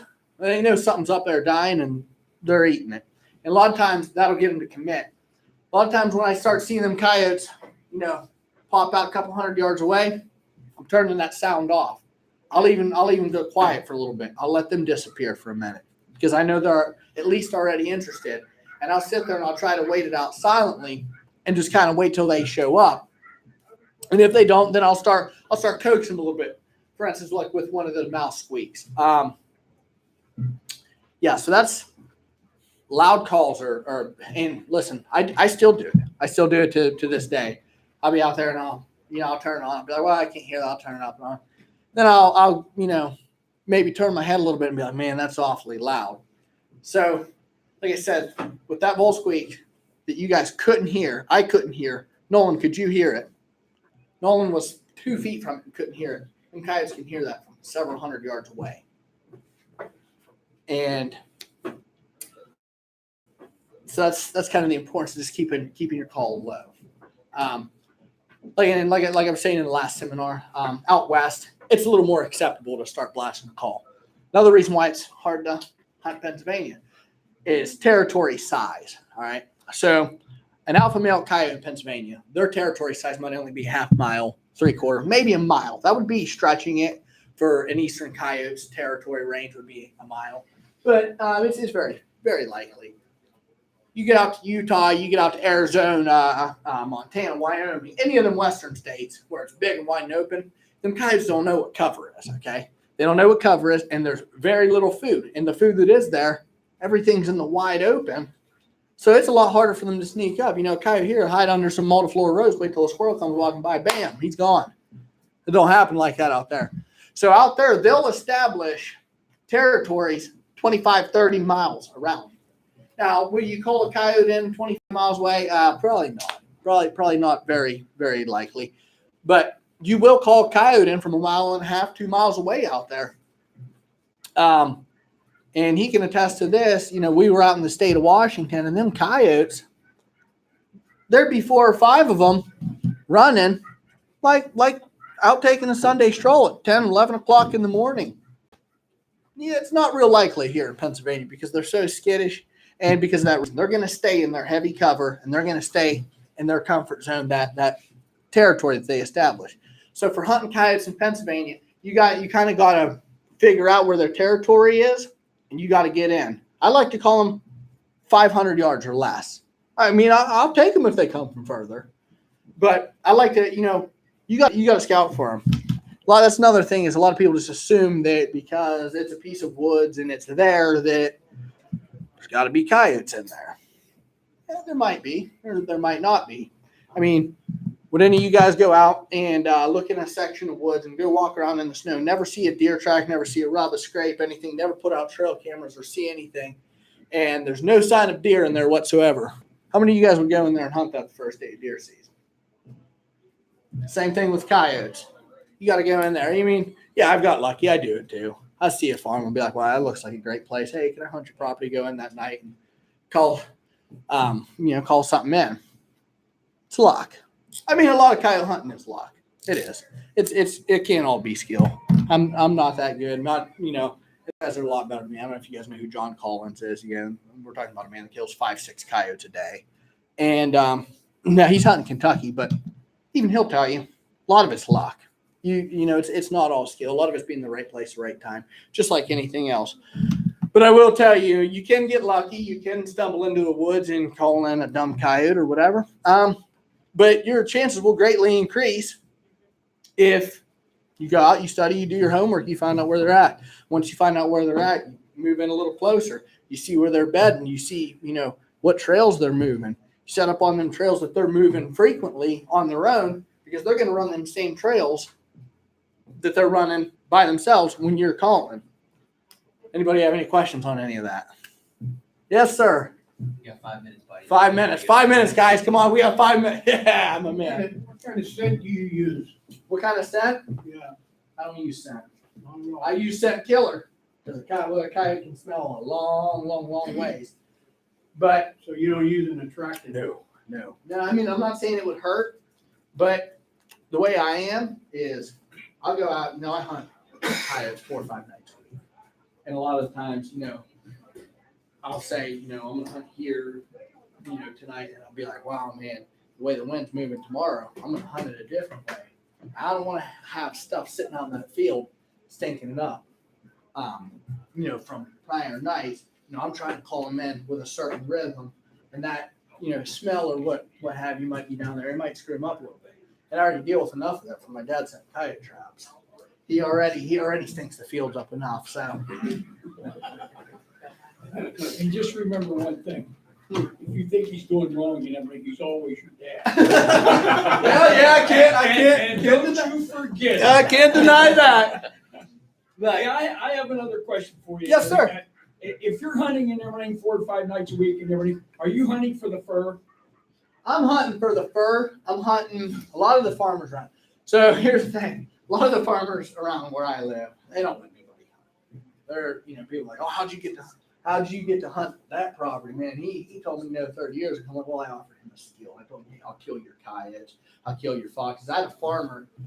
He had such a coyote problem 2 years ago. He had coyotes, which is unlike Pennsylvania because This would have to be a pack because like a rather large pack, guys. Like we're talking 6, 7, 8, 10 dogs. Take down a full-grown bull. That's a lot of coyotes. So that ain't one coyote doing that. And he had really never let anybody hunt there. So it's just kind of, as far as, no, I don't want to like sound like too big of an idiot saying that. If you can offer these people a good service for their property, you can find good places to hunt, and you'd be surprised. Posted signs, people don't look at posted signs as you're never going to be able to hunt there. Look at them as they don't want people from all over the place, Pittsburgh, and they don't want people from all over the place coming and randomly throwing up tree stands. I see posted signs. I see a gold mine. I don't see why I can't hunt there. I see a gold mine. I see the property that everybody else drove past and said, well, you ain't going to stop there and ask. And, probably it's about 50-50 half the time. I get a nice big old pellet door to the face. The other 50% of the time is, we don't care if you hunt. We just wanted people to ask. We just didn't want people coming in here randomly throwing up tree stand. And, you can't blame them for that. But I got, permission to hunt probably several thousand acres. And I will credit most of it to predator hunting. Now, there are some other farmers around my house that really, really, really hate me and actually go around and talk ill on my name because I shoot coyotes. But you know what? That's their business. Some farmers don't want you to shoot coyotes.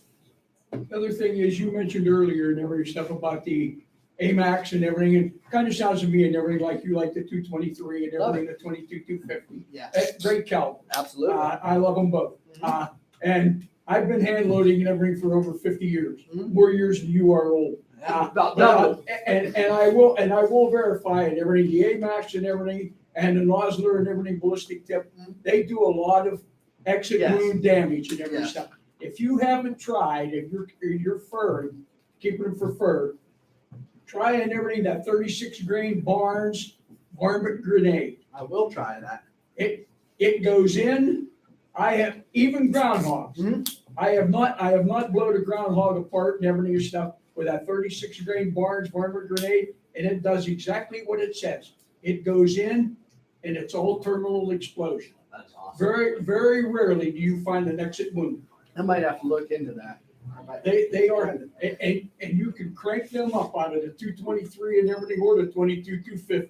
But to answer your first question, because I kind of went way left. That's what I was going to say. I went way left field on that. Something else. I love to talk, but I went way left field on that. Furs, they're pretty much worthless. I do it to help farmers. I do it to hone up my skills. But wait, we skin, flesh, and dry. Oh yeah, we do the furs. That's worth anything. Like a lot of coyotes, especially this time of year, are extremely rough and have mange and different things. Right. And those ones we just toss. Yeah. I mean, it's just. I shot one of those mange like a month ago. It was nasty. But yes, if the fur is even some of the rough ones, like I do them up, and no, I'm not going to try to sell them, but I'm going to tan them myself and try to utilize them myself. Whether I sell them on eBay or something, I don't know. Yeah, well, that's another thing. No, we don't waste if it's worth something. I'll tell you, we do keep the hides. I actually have a taxidermy edition. I get everything mounted. When I don't get mounted, I get it tanned. We do use the hides as far as that goes. He sells some. I don't sell them. I'd rather enjoy them myself. As far as the carcasses go, they don't go to waste either. I mean, from the outside looking in, it might look like. I don't hunt them to make money and everything on the fur and everything. I'm a sportsman and everything, a conservationist and everything. So I want to save in every turkey pulls, turkey eggs and everything, fawns and everything stuff. And so, to me and everything, it's eradication. Absolutely. And all the carcasses and everything that we don't use or don't eat, we take them in a big old pile and we'll put them somewhere. Say, it's one of these farms that's had calf damage or sheep damage. We'll take them and we'll go dump them down in a far corner and we'll keep them coyotes concentrated on them carcasses until they're gone, rather than them worried about going up and eating sheep. And it's helped us a lot with helping the farmers out too. So I mean, we're making use out of these carcasses, out of the furs. We're making decent. I don't know, we made pretty good videos. We made good videos. Just every part of it's pretty useful. Even a nasty old coyote. I'm actually gonna try to eat one next time. Do you use your shotgun and everything very much and everything at night and everything when you're talking about bringing them in close? Oh yeah. I like to have a shotgun with me. Number 4 buck. I was just gonna say number 4 buck. Number 4 buck. But most of the time I'm shooting with a 223. I like to shoot with a rifle. I'm more of a rifle guy than a shotgun guy. But don't kid yourself. I like to shoot with a rifle too. Hey. There's one right there and everything that I'm working up right now and everything. That's 123 grain and everything. I'm working up an 85 grain in every Sierra Hollow point for them critters. Out of an AR platform. Nice. Hey guys, what are we at in time? We're about 10 minutes into Jake's, huh? Yeah, right. Well, guys, one more chance for questions, but I gotta let my friend Jay tell you guys about turkey hunting now. All right, guys. I appreciate everyone's attention for everything. Thank you for coming. Hope you learned something. If not, maybe next time. We don't like it.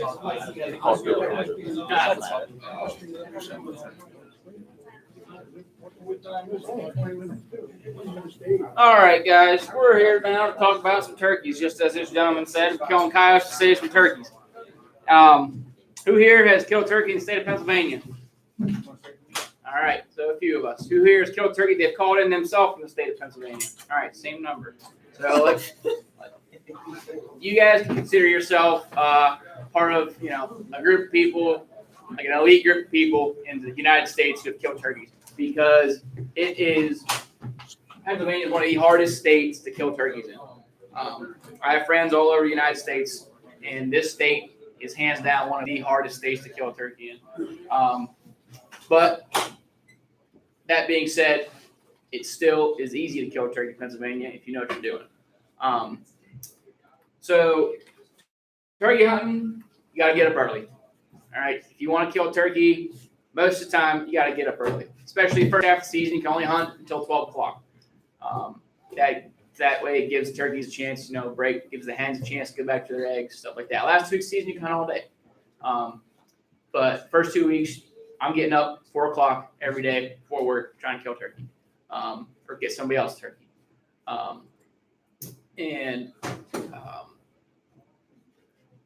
So there's 2 kinds of turkeys that you're going to be hunting for, okay? You're going to be hunting for longbeards, you're going to be hunting for jakes. They're all male turkeys in the spring. Jakes are immature birds, they're a year old. They're going to be the easiest ones to kill. They're going to gobble to your calls. They're going to come in. They're going to be, putting on a show, but they got real tiny little beards. And you know what? If you want to shoot a jake, I don't care. Shoot a jake. That's a trophy for you. Shoot it. I've shot jakes before. I shot a jake last year. I thought he was a longbeard though, just because he acted like one. And I got a motto. If they act like a longbeard, I'm going to treat them like a longbeard, and I'm going to shoot him. So he come in gobbling 300 times and strutting, and I was like, yeah, you're dead. So we'll start off here. We'll go through some calls. So whenever you're turkey hunting, you're going to be using definitely a variety of calls.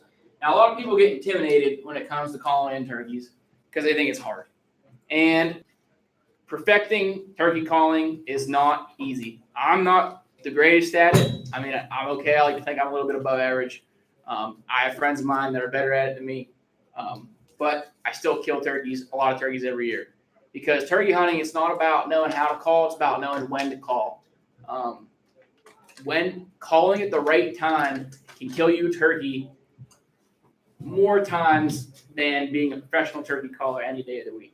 You can yap at that bird all you want, but if that's not what he wants to hear, if that's not the situation if you're not creating the right situation for that turkey to come into you, he ain't going to come in, you're not going to kill him. So we'll get a little more into that as we go through these calls here. So the first one, easiest one, most popular call, one of the most popular calls is a box call.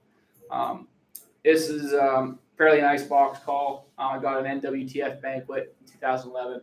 I've killed a lot of turkeys with this call. I like to start off with this call in the mornings. It's a loud, aggressive call. I like to start off just doing yelps. Oof. And just going into the clucks. Yelps. Just like that. just loud, aggressive, lets the turkeys know you're there. It's a good locator call if you're walking around in the woods, don't know where the birds are, stuff like that. Like I said, it's fairly easy to use. You mean you saw it's just a swipe on the top there. Second call, another very popular, easy to use call, is going to be your slate calls and your glass calls. This is a 2-in-1. This is a $20 talking stick call that I got when I was, how long ago was that? I was 14. And this call, I probably killed more turkeys with this call than any other call that I have in my array of calls. Basically, for this one, you have it's called a striker. They make different kinds of strikers for different kinds of slates, and you can use different strikers for different slates. They all make different sounds, and you're just going to be doing pretty much a lot of the same. You're just going to be doing yelps, just like that. As you can tell, that one's a little bit quieter. I like to use that in situations where turkeys are pressured. I don't like being aggressive and calling unless the situation is speaking to me different, especially late in the season. Early season, I'm always very aggressive, just because the turkeys, they're not pressured. They're looking for a lady. They're looking to fight. Late season, they're not really looking to fight. They've been shot at. Some of them got pellets in their butt. It's late season. This is what I like to do. I just like to be real quiet. That turkey's going to hear that call from 500 yards away. Their hearing's phenomenal. Eyesight's phenomenal. You don't have to worry about being super loud for a turkey to hear you. And you just do small, real quiet yelps, just real quiet clucks, like that. And you go into some purring.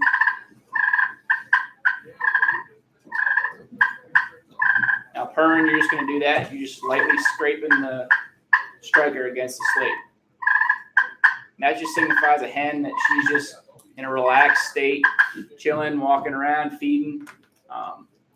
And that is what that gobbler is hearing. He's saying, okay, I've got a hen over there. She's just kind of relaxed. She's just chilling. Nothing too crazy. But it lets him know that she's there and that she's responding to his gobbling. So that's a slate call. And then you have the glass side too, which is just a louder, higher pitch.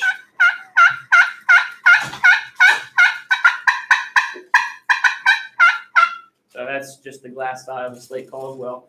Now, as you can tell, everything that you're hearing, the sound's different. Turkeys can be an extremely picky bird. I've had situations where I've had turkeys gobble every single call I give them, mouth calls, everything. I've had situations where I can't get a turkey to gobble unless I use one specific call that I have out of the dozens of calls I have in my bag.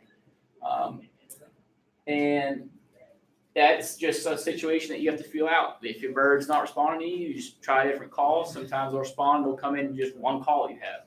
Other times they'll come in to the sound of glass screeching on some rocks. It really is, it's a day-to-day thing. Turkey hunting is it's a science, and it's something that you just have to pay attention and be a situational awareness with. So the second call, or the last call I'm going to go over is a mouth call. There are a very large variety of mouth calls. We're just like the talking stick slate call. I like to use talking mouth calls. I have a few other ones that I like to use as well. Zinc makes very good mouth calls. So when you're calling turkeys, you're going to make bad noises. It doesn't matter what you do. Like, I practice a lot. I practice all the time. It doesn't matter when you're blowing something like that out of your mouth into this reed, or when you're striking this, striking that. It's going to make a weird sound. Don't worry about it. I've heard turkeys make sounds that I've never heard come from any professional turkey caller ever in the woods. It's ridiculous. Sometimes turkeys make sounds. Did that turkey seriously just make that sound? And so making a bad call per se isn't exactly a bad call. So that's not something you really have to worry about too much unless you're like, okay, yeah, that's just going to scare the turkey. But as long as you're getting remotely close, it's okay. But to go along with the situational awareness we're talking about when it comes to calling, you need to, pay attention to your surroundings. Prime example I'll give is a turkey I killed a couple years back. I roosted him, and when I say I roosted him, that means I went out the night before. I watched him walk into an area where I know turkeys like to roost, and he went by himself. Since he went by himself, I knew there wasn't going to be any hens in the area, so I knew I wasn't going to have any competition. So I went in after I knew he went into where he was going to roost, and I heard him fly up, and he flew up in an area where I could not access him without spooking him. And there was a very large, deep gully in between where I would have to set up and where he was roosted at. So the only way I knew that the only way I was going to kill his turkeys if I was able to get him to fly over that gully whenever he flew out of the tree, because turkeys will not, or extremely rare for a turkey to do this, but they will not cross like a boundary, a fence, river, road, creek, gully, something like that. They just won't do it. I've caught a turkey across a river once, and I didn't kill it because I broke my golden rule, which I'll get to in a couple minutes. But this turkey, I roosted him. I went in early in the morning. I set up right on the other side of the gully. I had one lone hen decoy because it was late in the season. If it's late in the season, I like to use one solo hen decoy because gobblers aren't really interested in fighting anymore. They're more interested in just trying to find a mate. They're just trying to find a hen. So I had one lone hen decoy set up, and he started gobbling at like 4:30 in the morning. I was set up at 4:20. He started gobbling extremely early. It was still pitch dark. And he just gobbled about every 2-3 minutes, solo gobbles. And it got to about 5:45, starting to get light. I just took my box call here, and I just did this. I went just 3 quick yelps, just like that. That turkey went berserk. He double gobbled, which is like 2 gobbles like on top of each other. Just boom, boom. And that turkey, he wouldn't shut up. He was gobbling every 30 seconds. He heard me, so he knew I was there, but I was not responding to him because if I did respond to him, that means that he knew that I was interested. So the fact that I was playing hard to get made him get upset. So if I would have called to him more, he would have stayed in the tree and he would have waited for me, the hen, to come to the base of the tree and go off with the hen. But since I didn't do that, and I had that gully in between us, which I knew he had to cross, he was very upset. I wasn't responding to his calls. That turkey at 6:02 flew down 60 yards from my hen decoy. He hit the ground. He saw that hen decoy. He went in full strut. He come walking in. I shot him at 30 yards, and I killed him with 3 yelps of a box call. I killed a turkey at 6:05 in the morning just by doing that. And I've had other situations where I've had to call turkeys for 2 hours before they come in, just calling every 5-10 minutes. They're gobbling like crazy. And like I said, it's situational awareness in calling. Knowing when to call is much more important than being good at it. So you can kill a turkey. You just got to use your brain more than your talents. Yeah. So you guys have any questions for me right now as we're going through this? Or? Okay. So next we'll go into like locator calls. So if you're going to try to locate a turkey, which is just calling to him without using a hen call, what I like to use during the day is a crow call. Just like that. Turkeys will go nuts when they hear crows for some reason. They'll gobble to sirens, gunshots. I've actually killed a turkey. My dad shot a turkey, and a turkey I was calling and gobbled to his gunshot, and then I killed the turkey that he gobbled to his gunshot. Like, they go nuts for just loud, aggressive noises. It makes them something that just triggers, it's called a shock gobble. So they'll just gobble to that sound. If other turkeys gobbling right next to them, they'll gobble to that. Crow call, stuff like that. But if I'm trying to get close to a turkey and not call to him with a hen, it doesn't make him suspicious. He hears that crow call and he'll gobble. I know where he's at. But if I'm not using a hen call and trying to sneak up on him, I can sneak up on him without having to worry about him coming into my hen calling. So that's what this is for. That's what I like to use it for. And then in the evenings and the mornings, if I'm trying to locate a bird like that's roosted, I'm like, I don't know where they're at, use an owl call. They love gobbling to owl calls. If you guys ever heard an owl in the woods, you know what they sound like. It sounds just like this. It's just something like that. And those turkeys, they hear that, they'll gobble most of the time. Sometimes they don't, but most of the time. And that's basically what it comes to locator calls. Like I said, just depends on the situation.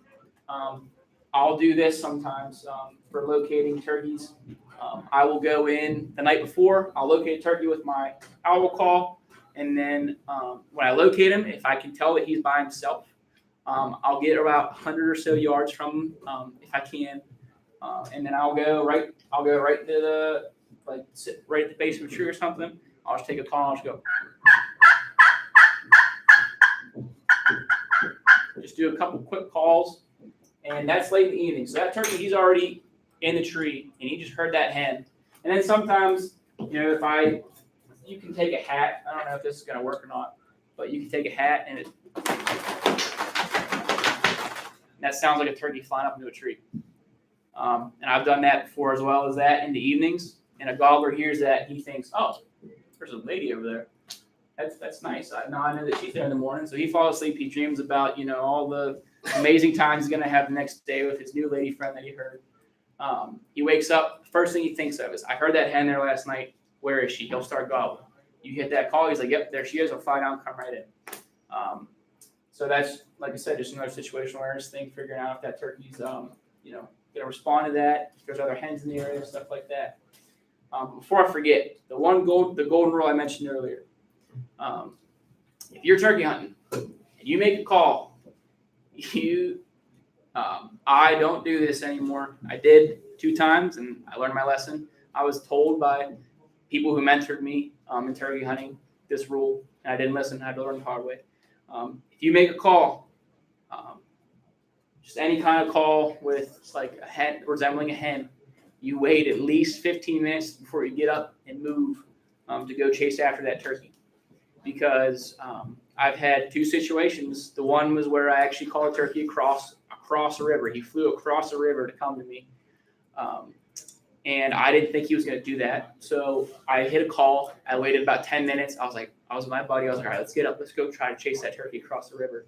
We got up. We walked out into the field. We looked over to the edge of the field, and he was standing there at 80 yards, full strut. He saw us turn around and ran away. Because he crossed the river, he came in. If I would have waited 5 more minutes, if I would have followed my rule, that turkey would have come right into the decoys and we would have killed him. So if you make a call, just wait 15 minutes, because I can't tell you how many times I've waited and had turkeys that we thought left.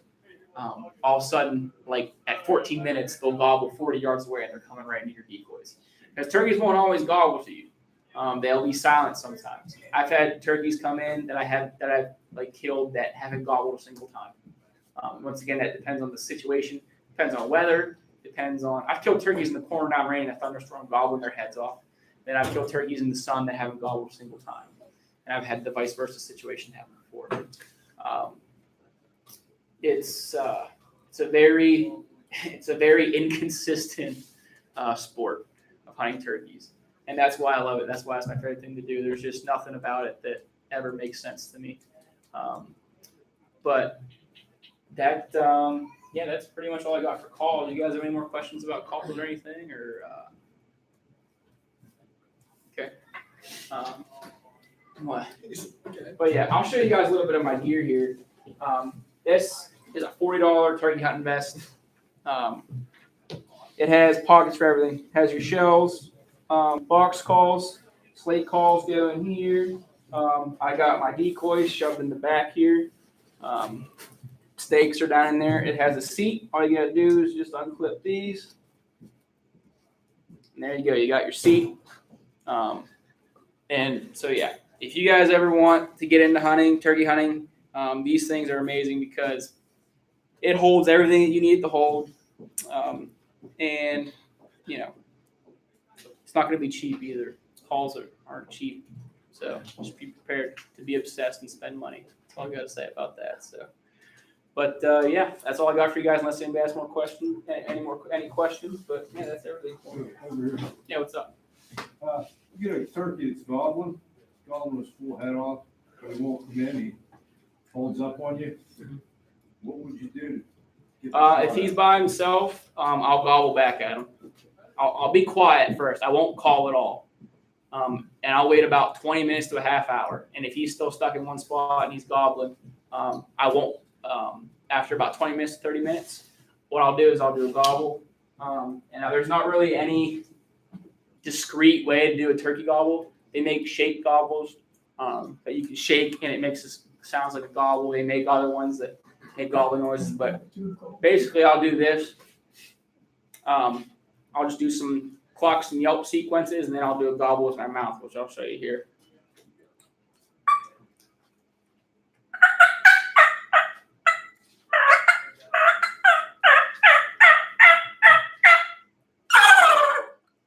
Like I said, it's not discreet. You're making a lot of movement, but if that turkey's out of sight, he ain't gonna see you. And it doesn't have to sound great. That right there sounds like a lot of jakes that I have heard in the woods. Immature jakes don't have the most full gobble. So if that longbeard thinks that there's a jake coming in the hen, he'll get pissed off. He's gonna come running in. He's gonna be like, "Nope, it's not happening." And then you can kill him. I've killed 2 turkeys like that. Just gobbling at him. So that's just another thing. So. But yeah. All right. Well, hey, this is our second seminar. We appreciate everybody coming out. If you have any questions on how we videotape anything like that, I'm going to give it a couple minutes for everyone to file out, and then we're going to, say how we can just take something that's like an inexpensive camera and then end up making videos like this. This is our editor, Nolan Duncan, right here. I really appreciate if you follow us on Facebook and Instagram and find us on YouTube and subscribe. That would help us out a lot. But regardless, I want to thank y'all for coming out, and hopefully we're going to be doing something like this in the next years to come. So if you like what you saw, just tell your friends about us, and we really appreciate you coming out and hope you learned something. Amen. Yeah, this is just our highlight video of the past turkey season. You don't have to sit and watch it, but this is just our highlights for You don't have to watch it, but we recommend it. But we worked on it, so if you'd like to stick around for a minute and a half. Oh, yeah, and we're sponsored by Talking Stick, by far the best calls. Buddy Stang runs it. I don't know if anybody knows him. Great, perfect calls, cheap price, and he pretty good customer service. Actually, any call that you find that has Cabela's or Bass Pro or Max Pro Wing's name on it is actually made by Buddy Stang. Right? We're not surprised to tell you that. Tube calls. Tube calls. As far as the object or as a brand? No, it's awesome. Oh, yeah. Absolutely. I make tube calls. Yeah. And I find them the best quality stuff. Yeah. I make a lot of coaching. Well, takes a lot of money to learn how to use it. We make every shot a turkey. Especially a dog. Oh, yeah, tube call makes a good song. Oh, yeah.